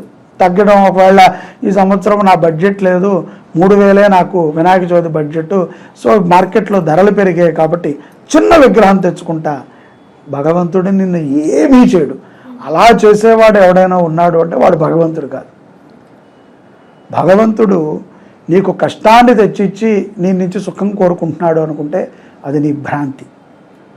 బాగా గుర్తుపెట్టుకోవాలి. నీ తల్లి నీ తండ్రి ఎలాంటి వారో వాళ్ళకంటే 1000 ఉత్తముడైనటువంటి వాడే భగవంతుడు. ఏ తల్లి తండ్రులు కూడా పిల్లవాడిని బాధ పెట్టి సుఖపడాలి అని అనుకోరు. మనకి అనిపిస్తుంది మా అమ్మగారు మా మాట వినరండి, మా నాన్నగారు మేము చెప్పింది చేయరండి అని. ఎందుకంటే మనం ఎదిగిపోయాం కదా, మన బుద్ధి వేగం కాబట్టి మనం వారి తప్పులు ఎంచుతాం అంతే. కాబట్టి తల్లిదండ్రులు ఎప్పుడూ అలా ఉండరు. జగదప్పితరో వంది, ఆ పరమేశ్వరుడి యొక్క బిడ్డలు గణపతి సుబ్రహ్మణ్య స్వామి, వారు అస్సలు ఉండరు. గురుగారు, మనం వినాయకుడి నిమజ్జనం అనేది 3 డేస్కి, 5 డేస్కి, 7 డేస్కి, 9 డేస్కి ఇలా చేస్తాం. కానీ వినాయకుడి నిమజ్జనం అనేది ఏ రోజు చేస్తే మంచిది? అలాగే వినాయకుడి నిమజ్జనం వచ్చేసి ఆ రోజు ఏ సమయంలో చేస్తే మనకి మంచి కలుగుతుంది అంటారు? సహజంగా నిమజ్జనములు అనేటువంటివి కూడా సూర్యాస్తమయం లోపు చేసుకోవాల్సినటువంటి క్రతు. ఇళ్లల్లో అయితే కనుక చిన్న మూర్తులే ఉంటారు కాబట్టి మనకు తోచిన విధంగా సంబరం చేసుకుంటూ స్వామివారిని సాగరంపుతాం. పెద్ద పెద్ద మూర్తులను పెట్టుకున్నప్పుడు ట్రాఫిక్ ఆంక్షలు, అవి వెళ్ళేటువంటి మార్గాలు సులభతరం అవడానికి కొంచెం ఆలస్యం అవుతుంది. ఏదైనప్పటికీ 5వ రోజు చేసినా, 3వ రోజు చేసినా, 7వ రోజు చేసినా, 9వ రోజు చేసినా సాయంకాలం 6 సూర్యాస్తమయం లోపు చేసుకుంటాం మంచిది. ముఖ్యంగా 7 రోజులు అంటే 7 రోజులు పూర్తవ్వాలి. 7 రాత్రులని పూర్తి చేసి 8వ రోజు రాత్రి కాకముందే నిమజ్జనం చేయాలి. అలాగే 9 రాత్రులు అంటే 9 రాత్రులు పూర్తవ్వాలి. అంతే తప్ప 9వ రోజు పొద్దున్నే మనకి సెలవు దొరకదు కాబట్టి నిమజ్జనం చేస్తాము అంటే అది 9 రాత్రుల దీక్ష అవ్వదు. విధానం తెలుసుకోవాలి. దాని తర్వాత లేదు 3 రోజులు అంటే 3 రోజులు. ఇందులో మంగళవారము, శుక్రవారము నిషిద్ధమైనటువంటి రోజులు. సుమంగళీలని కానీ దేవుణ్ణి కానీ ఆ రోజు కలపటం అంత మంచిది కాదు. మనకు ఒక సెంటిమెంట్. శుక్రవారం పూట అయ్యో దేవుణ్ణి నిమజ్జనం చేసామే, మనకి అయ్యో భగవంతుడు మనకి ఇంత మంచి చేసేవాడు, ఆయన మనం ఆ రోజు ఎందుకు నిమజ్జనం చేయాలి? ఇక అమావాస్యలో అయితే రావు కాబట్టి టెన్షన్ లేదు. శుక్రవారము, మంగళవారము కాని రోజులు నిమజ్జనం చేయటం ఉత్తమమైనటువంటి గతి, ఉత్తమమైనటువంటి అనుగ్రహాన్ని కూడా ఇస్తాయి. అలాగే సూర్యాస్తమయం లోపు చక్కగా నిమజ్జనం చేసి హాయిగా ఇంటికి వచ్చి మళ్ళీ మన కాలకృత్యాలను చేసుకొని మరుసటి రోజు మళ్ళీ మన యథార్థ జీవితానికి మనం ప్రయాణం అవటం మంచిది. చాలామంది ఏంటంటే వినాయకుడిని కొంతమంది ఇంట్లో పూజించుకుంటారు, మట్టి వినాయకుని మీరు చెప్పినట్టుగానే. ఇంట్లో పూజించుకున్న తర్వాత ఏంటంటే కొంతమంది అపార్ట్మెంట్స్లలో పెట్టుకుంటారు వినాయకుడిని, ఇంకొంతమంది ఏంటంటే బయట కాలనీస్లలో పెట్టుకుంటారు. ఇలా ఇంట్లో పూజించుకున్న వినాయకుడిని తీసుకొచ్చి కింద అంటే మండపాల్లో ఉన్న వినాయకుడి దగ్గర పెట్టొచ్చు అంటారా? అలా పెట్టడం మంచిదే అంటారా అసలు? ఛత్రపతి శివాజీ గారు అందరినీ కూడా ఒక తాటికి తేవటానికి ఈ ఉత్సవాన్ని బాగా ప్రేరేపణ చేశారు. వారి యొక్క సంకల్పంతోనే ఇవాళ వాడవాడన, గ్రామ గ్రామాన, ఇంటి ఇంటిన ఇంత వైభోగంగా జరుగుతుందంటే ఆయన మనం స్మరించుకోవాలి. మహారాష్ట్రలో ఆయన చాలా పెద్ద ఎత్తున ఈ యొక్క ఉద్యమాన్ని నేర్పించి అందరి చేత కూడా ఆచరింపజేశారు. అలాంటి ఆచరింపజేసినప్పుడు కూడా అందరికీ అంత పెద్ద నది దాకా ప్రయాణించేటువంటి సమయం ఉండకపోవచ్చు. కాబట్టి ఆ గణపతిని తీసుకొచ్చి ఈ గణపతిని దగ్గర పెట్టి ఈ గణపతి పెద్ద ఆయనతో పాటు అందరినీ కూడా నిమజ్జనం చేస్తూ ఉంటారు. అది కూడా ఒక మంచిదే తప్ప చెడు పద్ధతి కాదు. దానివల్ల ఏ కీడు ఉండదు. మన ఇంట్లోది మనమే నిమజ్జనం చేయాలి అని లేదు. మన అపార్ట్మెంట్లో కింద ఉందనుకోండి, తెచ్చి ఇక్కడ పెట్టి చక్కగా అపార్ట్మెంట్లో 10 మంది ఉంటే ఆ 10 గణపతులు కింద పెట్టినటువంటి 11 గణపతులని ఒక్కసారిగా మనం తీసుకెళ్ళి నిమజ్జనం చేయవచ్చు. ఏదైనప్పటికీ ఆ పూజ ఒకసారి అందుకున్నటువంటి మట్టి విగ్రహం పునః పూజని అందుకుంటానికి పనికిరాదు. దానికి కారణం ఏమిట్రా అంటే మట్టిది కదా, దానికి ఎక్కువ పూజలు చేస్తుంటే విచ్ఛిన్నం అయిపోతూ ఉంటుంది. పాద్యం వదిలినప్పుడు నీళ్లు జల్లినా పువ్వుల అలంకారం చేసినా ఆ మట్టి విచ్ఛిన్నం అయిపోతుంది. అది విచ్ఛిన్నం అయిపోతే అయ్యో దేవుడు చేయి విరిగిపోయిందా, తొండం విరిగిపోయిందా అని మనం బాధపడుతూ ఉంటాం. సో అందుకని ఇంకా అది పూజకి నిషిద్ధము కాబట్టి విసర్జన, అంతే. గురుగారు, మీరు ఇందాక చెప్పిన దాని ప్రకారం ఏంటంటే మనం వినాయకునికి వచ్చేసి 3 రోజులకి 5 రోజులకి ఇట్లా చేస్తాం. అంటే మనకి సూర్యాస్తమం అవ్వకముందే మనం వినాయకుని నిమజ్జనం చేయాలి అనేసి అని మీరు చెప్పారు. కానీ కొంతమంది ఏంటంటే వినాయక చవితి రోజు వినాయకుని ఉదయాన్నే తీసుకొచ్చి సాయంత్రానికి నిమజ్జనం చేస్తారు. అంటే ఆ రోజు ఒక్క నైట్ కూడా వినాయకుడు మన ఇంట్లో నిద్రించినట్లు లేదు. అంటే తెల్లారులు చేయొచ్చు అంటారా? మరి దీన్ని ఎలా చూడాలి అంటారు? యథార్థంగా వినాయక పూజ అయిన తర్వాత ఉద్వాసన చెప్పేటువంటి వాళ్ళు చాలామంది ఉంటారు. అదేమీ పాపాన్ని మనకు తెచ్చిపెట్టదు. పూజ అయిపోయింది, ఆ రోజు మధ్యాహ్నం మళ్ళీ పూజాది కార్యక్రమాలను చేసుకుని సాయంకాలం దీపారాధన చేసుకునే ముందు నిమజ్జనం చేసుకోవచ్చును. ఒకవేళ ఊరెళ్తున్నాము, లేకపోతే మరుసటి రోజు ఏదో ఇబ్బందికరంగా ఉంటుంది అని అనుకున్నటువంటి వాళ్ళు ఒకటే రోజున సాయంకాలం లోపల కూడా నిమజ్జనం చేసుకోవచ్చు. దానివల్ల ఏ ప్రమాదము లేదు, మంచిదే కూడా. అది ఒక రకంగా చాలా మంచిది. ఎందుకంటే అన్ని రోజులు నియమనిష్టలతో ఉండడానికి కొంతమంది కుదరకపోవచ్చు. ఆడపిల్లలు ఉంటారు, లేకపోతే వాళ్ళకి ఇంట్లో ఉన్న పరిస్థితులు ఎలా ఉంటాయో తెలియదు. ఆ సమయానికి తెచ్చుకొని పొద్దున చక్కగా మధ్యాహ్నం వరకు పూజ చేసుకుని తర్వాత భోజనాది కార్యక్రమాలు చేసుకుని సూర్యాస్తమయం లోపల నిమజ్జనం చేసుకోవచ్చు. గురుగారు, కొంతమంది ఏంటంటే వినాయకుడిని పూజించిన తర్వాత నిమజ్జనం చేయడానికి మనసు ఒప్పదు. వినాయకుడిని మేము నిమజ్జనం చేయము, సో ఇలానే ఇంట్లోనే పెట్టుకుని పూజిస్తాం అనేసి అని అనుకుంటారు. మరి అలా వినాయకుడిని ఇంట్లోనే పెట్టుకొని పూజించుకోవచ్చు అంటారా? నిమజ్జనం చేయకుండా?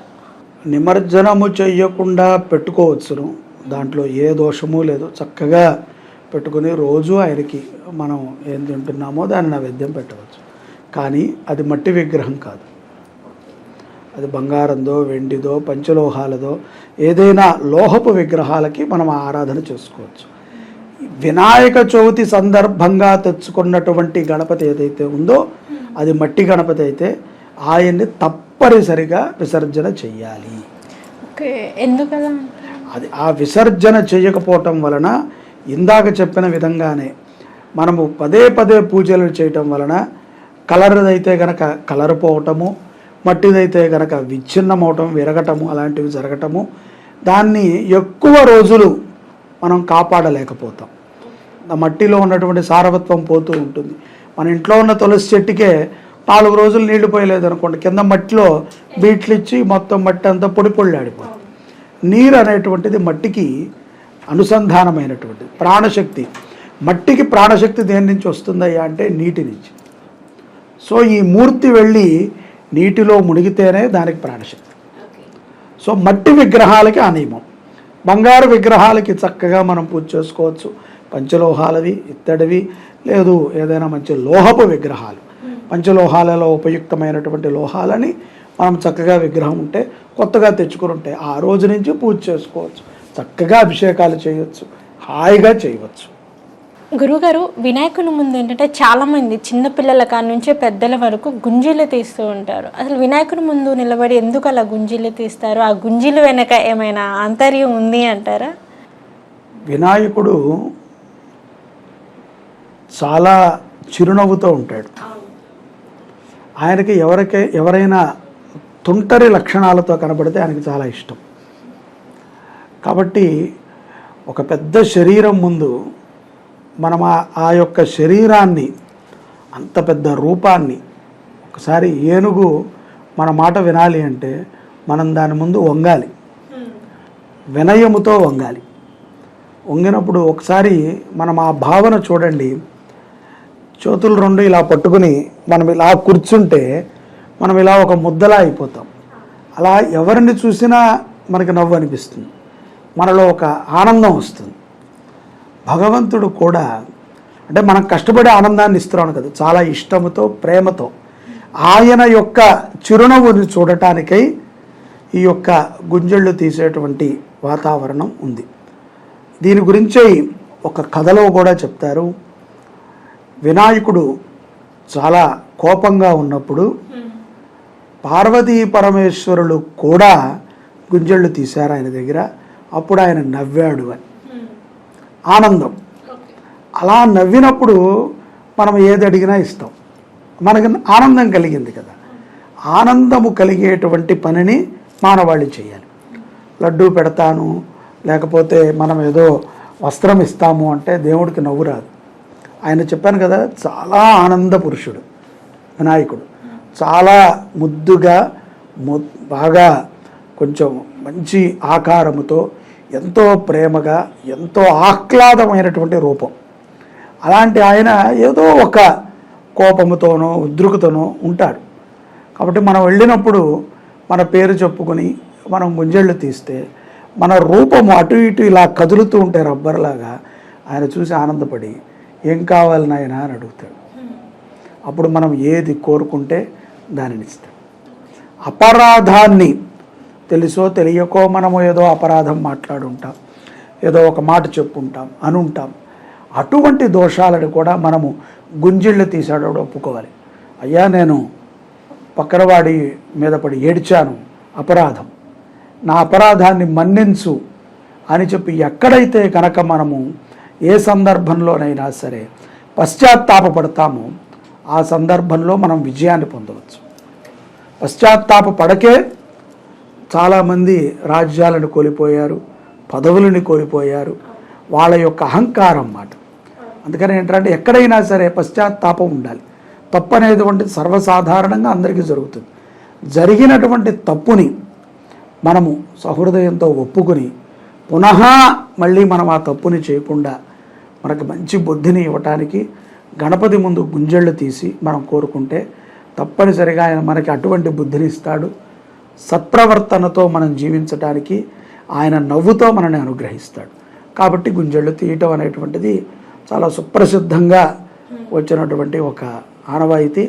అది చాలా మంచి లక్షణము, శరీరానికి కూడా మంచి వ్యాయామం. చాలా మందికి ఏంటంటే గురుగారు ఆర్థికంగా చాలా ఇబ్బందులు ఉంటాయి. కొంతమందికి ఏంటంటే ఇచ్చిన అప్పు తిరిగి రాదు. కొంతమందికి ఏదైనా తీసుకోవాలి, ఏదైనా చేయాలి అన్నా కానీ చేతిలో చిల్లిగవ్వ ఉండదు.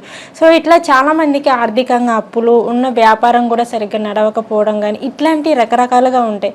చాలామంది వినాయకుడిని పూజించేది ఏంటి అంటే కొంచెం ఏదైనా ధనప్రాప్తి కలుగుతుంది అని చెప్పేసి ఈ కారణంతో కూడా ఉంటుంది. మరి ఈ వినాయక చవితికి వచ్చేసి ఆర్థికంగా ఇబ్బందులు ఉన్న వాళ్ళు వినాయకుడిని ఏ విధంగా పూజించాలి అంటారు? ఆర్థికంగా ఇబ్బందులు అనేటువంటివి మన యొక్క జన్మజాతకం రీత్యా మనం చేసుకున్నటువంటి కొన్ని పనుల రీత్యా ఒత్తిడికి గురవుతూ ఉంటాం. ఏదేమైనప్పటికీ పరమాత్మని మనం కోరాల్సింది ఏమిట్రా అంటే నీ యొక్క దివ్యమైనటువంటి అనుగ్రహాన్ని నా మీద ఉంచు. మనం ఒకవేళ చెడు చేస్తున్నాము అంటే ఆ చెడు ఆలోచన మనకి కలిగినప్పుడు పరమాత్మ మనం మెదడులో చేరి దాన్ని మన నుంచి దూరం చేయగలగాలి.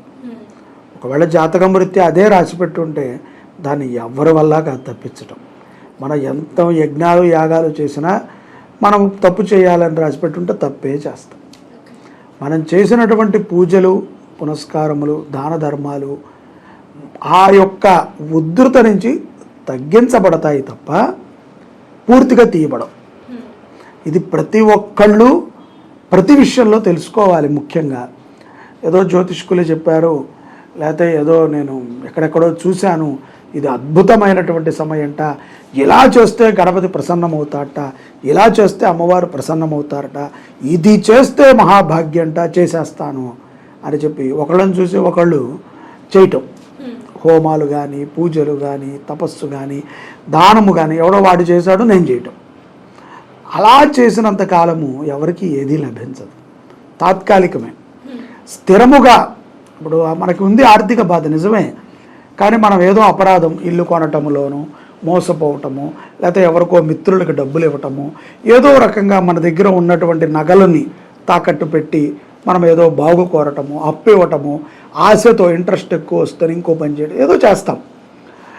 ఈ అపరాధము మనకి ఆ బుద్ధిలోకి వచ్చింది, ఇక్కడ మనకి ఎవరు చెప్పేవాళ్ళు కనబడలే ఆ టైంలో, మనం చేసేసాం. ఇప్పుడు మనం వెళ్ళి దేవుడి దగ్గర నుంచున్నాం. ముందు నుంచోలా, మధ్యలో నుంచోలా, ఇప్పుడు ఏదో మనం విని వెళ్ళి నుంచున్నాం. ఇప్పుడు నీకు ఎంతవరకు అనుగ్రహం కలుగుతుంది? చాలా తక్కువ కలుగుతుంది. కాకపోతే మనము ఏదైనా ఒక పని చేసేటప్పుడు స్పృహ ఉండాలి. స్పృహ లేకుండా చేసేసాం. ఇప్పుడు ఈ వినాయక చవితి అని కాదు, ఏ వినాయక చవితికైనా సరే ఆయన అనుగ్రహాన్ని పొందాలి. అయ్యా, ఏదో సత్ప్రవర్తనతో లేకపోయాను, అపరాధం జరిగింది, నన్ను గట్టెక్కించు స్వామి అని చెప్పి నువ్వు ఎప్పుడైతే కనుక నీ అపరాధాన్ని తలుచుకుని నువ్వు స్వామి దగ్గర నువ్వు మొక్కుతావో, ఆయన ప్రార్థిస్తావో, ఆయన అనుగ్రహిస్తాడు. మనకు ఉన్నటువంటి దారిద్ర్య దుఃఖములన్నీ తొలుగుతాయి. గురువుగారు, వినాయక చవితి రోజు వచ్చేసి ఏంటంటే విద్యార్థులకు వినాయకుడి యొక్క అనుగ్రహం కలగాలి అంటే మరి వినాయక చవితి రోజు వినాయకుడిని ఏ విధంగా పూజించాలి అంటారు? విద్యా గణపతి అనేటువంటి ఒక గణపతి ఉంటాడు మనకి. విద్యా వినాయకుడు. ప్రతి ఒక్కళ్ళు కూడా శుక్లాంబరధరం విష్ణుం శశివర్ణం చతుర్భుజం ప్రసన్నవదనం ధ్యాయేత్ సర్వ విఘ్నోపశాంతయే. విద్యా గణపతి. చాలామంది ఈ మధ్యన ఈ యొక్క గణపతిని కూడా పెట్టుకున్నారు. గణపతి ఒక పుస్తకం ఇలా చదువుతున్నట్టు ఒక ఫోటో ఉంటుంది, కానీ నిజంగా ఆయన ఎప్పుడూ అలా పుస్తకాలు చదవాల. గణపతిలు ఆయన రచయిత్రి, ఆయన రచిస్తాడు తప్ప ఎక్కడా చదివినట్టు లేదు. విద్యలకి అధిపతి ఆయన. ప్రతి ఒక్క విద్యార్థి కూడా చక్కటి శుభ్రమైనటువంటి వస్త్రధారణ, మంచిగా తలస్నానం చేసి తల్లిదండ్రులతో పాటు కూర్చుని వినాయక అష్టోత్తరమును చదివిన. పూర్వం మా చిన్నప్పుడు మాకు బాగా గుర్తు, కొన్ని ఒక 2-3 సంవత్సరాలు బాగా ఊహ తెలిసిన తర్వాత, ఒక 14-15 సంవత్సరాలు వచ్చాక మా ఇళ్లల్లో కథలు, ఈ వినాయక చవితి యొక్క కథ మా చేత చదివించేవారు. అలా పిల్లల చేత ఆ కథని చదివించటము, ఆ అష్టోత్తర నామాలని చదివించటము, ఇది చాలా ఇష్టపడతాడు గణపతి. ఎందుకంటే ఇప్పుడు వచ్చే కథ పుస్తకాలన్నీ చాలా సులభతరంగా మనం మాట్లాడుకునే ఏదైతే లౌకిక భాష ఉందో ఆ భాషలో ఉంటున్నాయి. పూర్వము పూర్తిగా గ్రాంధికమైనటువంటి భాషలలో ఉండేది. అగజాననుడు చక్కగా వచ్చారంటే ఇప్పుడు ఎవరు అగజాననుడు అనటానికి కూడా కష్టంగా ఉంది, నోరు తిరగట్ల. వినాయకుడు అని చెప్పి దాన్ని షార్ట్ ఫామ్ చేసి వచ్చి ఉన్నాడు, వచ్చి ఉన్నాడు అని ఉండేది. ఇప్పుడు వినాయకుడు వచ్చినాడు, చాలా సులభతరం అయిపోయింది. పార్వతీ అమ్మవారు పిండితో వినాయకుడిని చేసి ఇలా చాలా సులభం అయిపోయింది. దాన్నంతా కూడా పూర్వం శ్లోకవచనంలో ఉండేది.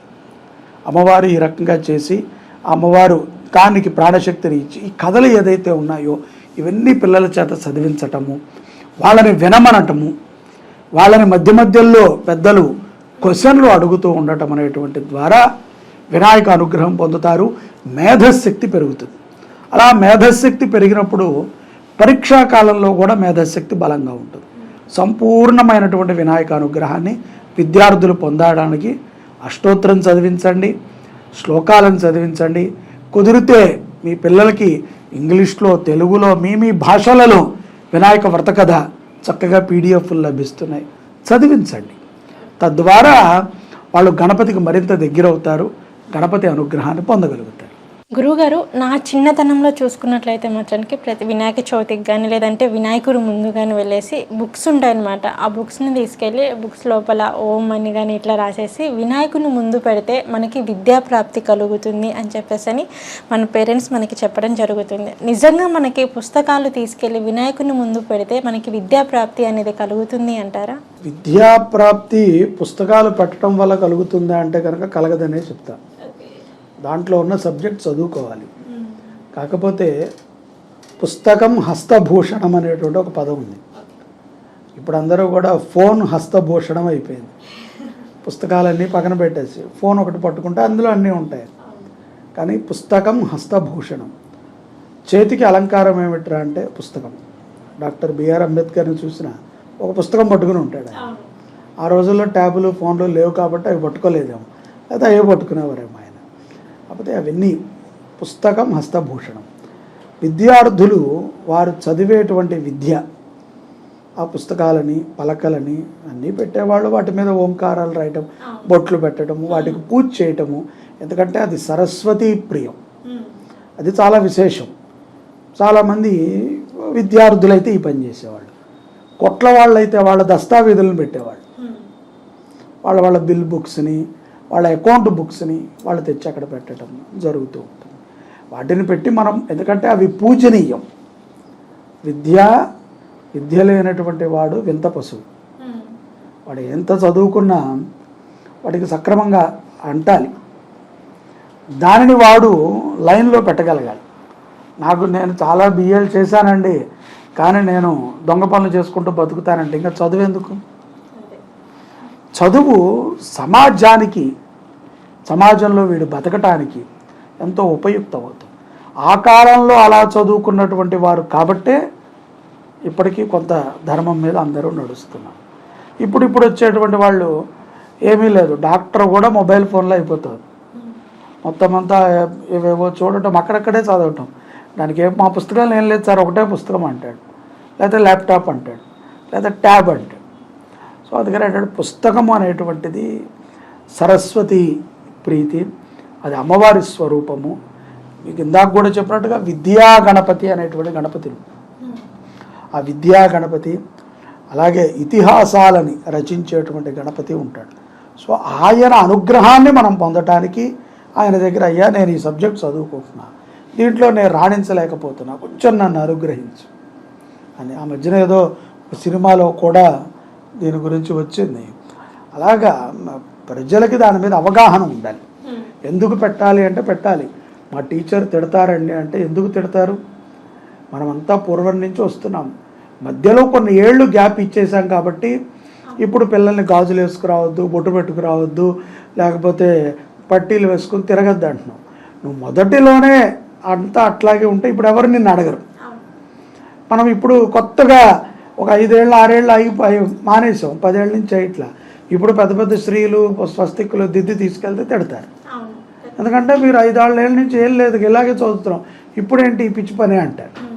మొదటి నుంచి మేము ఇంతే ఉంటామండి అంటే టీచర్లు స్కూళ్ళు అన్నీ కూడా మనవే కాబట్టి చక్కగా వాళ్ళు ఒప్పుకుంటారు, వాళ్ళు ఏమనరు. అయితే మరీ ఓ పెద్ద అక్షరాలతో కాకుండా లఘువుగా రాసుకుంటే మంచిది. చిన్నగా ఓ పెద్దగా పుస్తకాల్లో నేను ఇందాక చెప్పా కదా, నువ్వు పూజ చేసినంత మాత్రాన విద్య రాదు. దాన్ని చదువుకుంటానికి నీకు ఆ బుద్ధి పనిచేసే విధంగా నువ్వు స్వామిని ప్రార్థన చేయడం, అది నిన్ను అనుగ్రహిస్తుంది అనేటువంటి భావనతో ఉండాలి. గురుగారు, వినాయక చవితి రోజు వచ్చేసి చాలామంది చెప్పేది ఏంటంటే చంద్రుడిని చూడకూడదు, ఆ రోజు మనం చంద్రుడిని చూస్తే నిందల పాలు అవుతాము అని చెప్పేసి అంటారు. ఇంకొంతమంది ఏంటంటే లేదు అలా ఏం లేదు, కానీ ఆ రోజు ఖచ్చితంగా చంద్రుడిని చూడాల్సిందే అని చెప్పేసి ఇంకొంతమంది అంటున్నారు. మరి ఆ రోజు నిజంగా చంద్రుడిని చూడొచ్చు అంటారా, చూడకూడదు అంటారా? ఒకవేళ చూస్తే ఏం చేయాలి? ఫస్ట్ పాయింట్, ఒకవేళ చూస్తే అనేటువంటిది మనం పెట్టుకోకూడదు. శాస్త్రం చెప్పినట్టు చేయాలి. కొత్త పైత్యాలను మనం పెట్టుకోకూడదు. పుస్తకాలు ఉంటాయి, పుస్తకాల్లో కథలో మనకి ఏం చెప్పాడు అంటే, ఏదైతే గనక శమంతకమణి అనేటువంటి ఒక మణిని శ్రీకృష్ణుల వారే అపహరించారు అని చెప్పి ఆయన మీద నింద రావటం. ఈ నింద కూడా ఎలా వచ్చిందిరా అంటే, పాలల్లో చంద్రుడిని చూడటం. ఎంత విచిత్రం చూడండి, నీళ్ళల్లో చంద్రుడు అంటే కనపడతాడు, ముందే పాలు తెలుపు, దాంట్లో ఆ వెన్నెల చంద్రుడు ఎలా కనబడ్డాడు అందులో పరమాత్మకి. ఎంత విచిత్రం! అసలు అది సాధ్యమేనా? మీరు పెట్టుకుని చూడండి. ఇవాళ వెళ్ళి పాలు పైన పెట్టి చంద్రుని దాంట్లో వెతికినా మీకు కనబడదు. కాసేపు అయితే పాలు కూడా కనబడవు. ఎందుకంటే మన గిన్నె అటు ఇటు తిప్పుతో ఎలా కనబడతాడా అని. చంద్ర ప్రతిబింబం నీడ రూపంలో కనబడింది. అంటే చంద్రుడు ఒక చెట్టు మీద నీడలా పడి ఆ చెట్టు నీడని చూశాడు ఆయన, నీడ పాల మీద పడింది. అది చూస్తేనే శమంతకమణి ఆయన తను అపహరించాడు అని చెప్పి జాంబవంతుడి మీద యుద్ధానికి కూడా వెళతారు. ఇది కథ, వృత్తాంతంలో చెప్పినటువంటి విషయం ఇది. సరే, చంద్రుడిని ఎందుకు చూడకూడదు అంటే దానికి ఒక కథ ఉంది. ఆ వినాయక రూపాన్ని చూసి హాస్యంగా నవ్వాడు కాబట్టి, చల్ నువ్వు నన్ను చూసి నవ్వుతావా? రోజులో 12 గంటలు వచ్చేవాడు నువ్వే నన్ను చూసి నవ్వితే రోజంతా ఉండే జనాల పరిస్థితి ఏంటి? వీళ్ళందరూ కూడా నవ్వుతారు. నీ యొక్క స్థితి ఏమిటి? నువ్వు నన్ను చూసి మనక్కారకుడివి, చంద్రుడు మనఃకారకుడు, గ్రహాలలో చంద్రుడు మనసుకి కారకుడు. సో కల్మషమైనటువంటి మనసులు ఉంటాయి. సో ఈ కల్మషమైన మనసులు చాలా ప్రమాదాన్ని తెచ్చిపెడతాయి. సో నిన్ను ఎవరైతే చూస్తారో వాళ్ళకంతా కూడా చెడే జరగని చూడటం. ఇప్పుడు ఎవరైతే ఇప్పుడు నువ్వు ఒక గురువుగా ఒకళ్ళని భావించావు, ఒకళ్ళని నువ్వు గురువుగా భావించావు, ఆ గురువుని హేళన చేసిన వాళ్ళకి నువ్వు సపోర్ట్ చేస్తే నీ గురువు నిన్ను ఒప్పుకుంటాడా? నీ తల్లిదండ్రుల్ని హేళన చేసి నీ తల్లిదండ్రుల్ని వెక్కిరించిన వాళ్ళని, తిట్టిన వాళ్ళని నువ్వు మెచ్చుకుంటే నీ తల్లిదండ్రులు ఒప్పుకుంటారా? అలాగే పరమాత్మ కూడా నిన్ను ఎవరైతే చూస్తారో వాళ్ళందరూ కూడా నిందల పాలవుగాక. ఎందుకంటే మనస్కారకుడు, మనసుతో ఏదో ఒక తప్పు చేయించి వాళ్ళు నిందలు పడేటట్టు చేయటం. అయ్యో ఈ శాపం నుంచి ఎలా విముక్తి చెందటం అంటే, ఈరోజు ఎవరైతే కనుక శమంతకమణి వృత్తాంతాన్ని వింటారో, శమంతకమణి గురించి తెలుసుకుంటారో, గణపతి ఉద్భవం గురించి తెలుసుకుంటారో, తెలుసుకుని ఆ అక్షంతులని శిరస్సు మీద వేసుకుంటారో వాళ్ళకి ఆ దోషం ఉండదు. అలాగే సంకష్టహార వ్రతకల్పంలో కూడా మనకు చెప్పబడింది చంద్రుడికి ఉన్నటువంటి ప్రాధాన్యత. చంద్రుడు చాలా విశేషమే. ఆమిత్యము చంద్రుడు శివుడి యొక్క శిరభాగంలో ఉంటాడు. గంగా అమ్మవారితో పాటుగా అర్ధచంద్రాకారం ఉంటుంది. ఆయన నవ్వటం, నెత్తికెక్కిన చంద్రుడు శివుడి యొక్క కుమారుడిని చూసి నవ్వితే శివుడు ఊరుకున్న కుమారుడు ఊరుకోడుగా తన యొక్క శక్తిని ప్రదర్శిస్తాడు. కాబట్టి నిందల పాలవుతాం. ఏమీ తప్పు చేయకపోయినా తప్పు చేశామని మనది కాని తప్పుని మనం నెత్తి మీద వేసుకుంటాం. ఇవన్నీ జరుగుతాయి, చాలామందికి జరిగాయి. ఉదాహరణకు కావాలంటే ఈ సంవత్సరం అందరూ కథ జరగకుండా చూడండి, ఈ సంవత్సరం అనుభవించండి, నెక్స్ట్ ఇయర్ చెప్పండి. జరుగుతాయి. మేము అనుకున్నాం కాబట్టి జరిగిందండి అని మనం కవర్ చేసుకోవచ్చు, కానీ ఇవన్నీ జరుగుతాయి. ఆ రోజున ప్రభావితంగా ఉంటాడు చంద్రుడు. వినాయక చవితి ఎంత విశేషమో ఆ రోజు ప్రదోష కాలంలో కనిపించే చంద్రుడు కూడా అంతే విశేషం. అక్షంతులని చల్లుకుని చంద్రుడిని చూస్తే ప్రమాదం లేదు. ఈ కథలు అవన్నీ వినకుండా మూఢనమ్మకాలు హైందవవాదులు ఉండి మేము చూస్తామండి, మేము చేస్తామండి అంటే ఏముంది? నష్టం అయితే చంద్రుడికి నష్టం కాదు, గణపతికి నష్టం కాదు. జరిగితే నీకో నీ కుటుంబానికో జరగాలి. మనము గౌరవించటం, ఇందాకే చెప్పాను, శాస్త్రముని అది చెప్పింది పని మనం చేస్తే చాలు. దాంట్లో మనం డొంక తిరుగుళ్ళు వెతకూడదు, షార్ట్కట్లు వెతకూడదు. వెతికినప్పుడు కష్టాలు వస్తాయి. కాబట్టి శమంతకమణి వృత్తాంతాన్ని విని అక్షంతులు వేసుకుంటే చంద్రదర్శన దోషము కూడా ఉండదు. ఈ యొక్క శమంతకమణి వృత్తాంతాన్ని కథని మనం చదువుకుంటూ లేకపోతే చదివే వాళ్ళు ఉన్నప్పుడు ఆ ప్రదేశంలో మనం ఉన్నప్పుడు చేతులు అక్షంతులు పట్టుకుని కొన్ని అక్షంతులని దేవుడి దగ్గర వేసి కొన్ని మన శిరస్సు మీద మనమైనా వేసుకోవచ్చు, లేకపోతే అక్కడ ఉన్న పెద్దవాళ్ళకు ఇచ్చి వాళ్ళ చేతి మీదైనా అక్షంతులని మనము శిరస్సు మీద ధరించడం ద్వారా నీలాప నిందల నుంచి బయటపడతాం. ఓకే గురుగారు, వినాయక చవితి పర్వదినం గురించి అయితే మాకు చాలా ఆసక్తికరమైన విషయాలు తెలియజేశారు. ధన్యవాదాలు గురుగారు. అందరూ చక్కగా వినాయక చవితిని ఆచరణ చేసుకుని మహాగణపతి అనుగ్రహాన్ని పొందండి. జై శుభంకరి.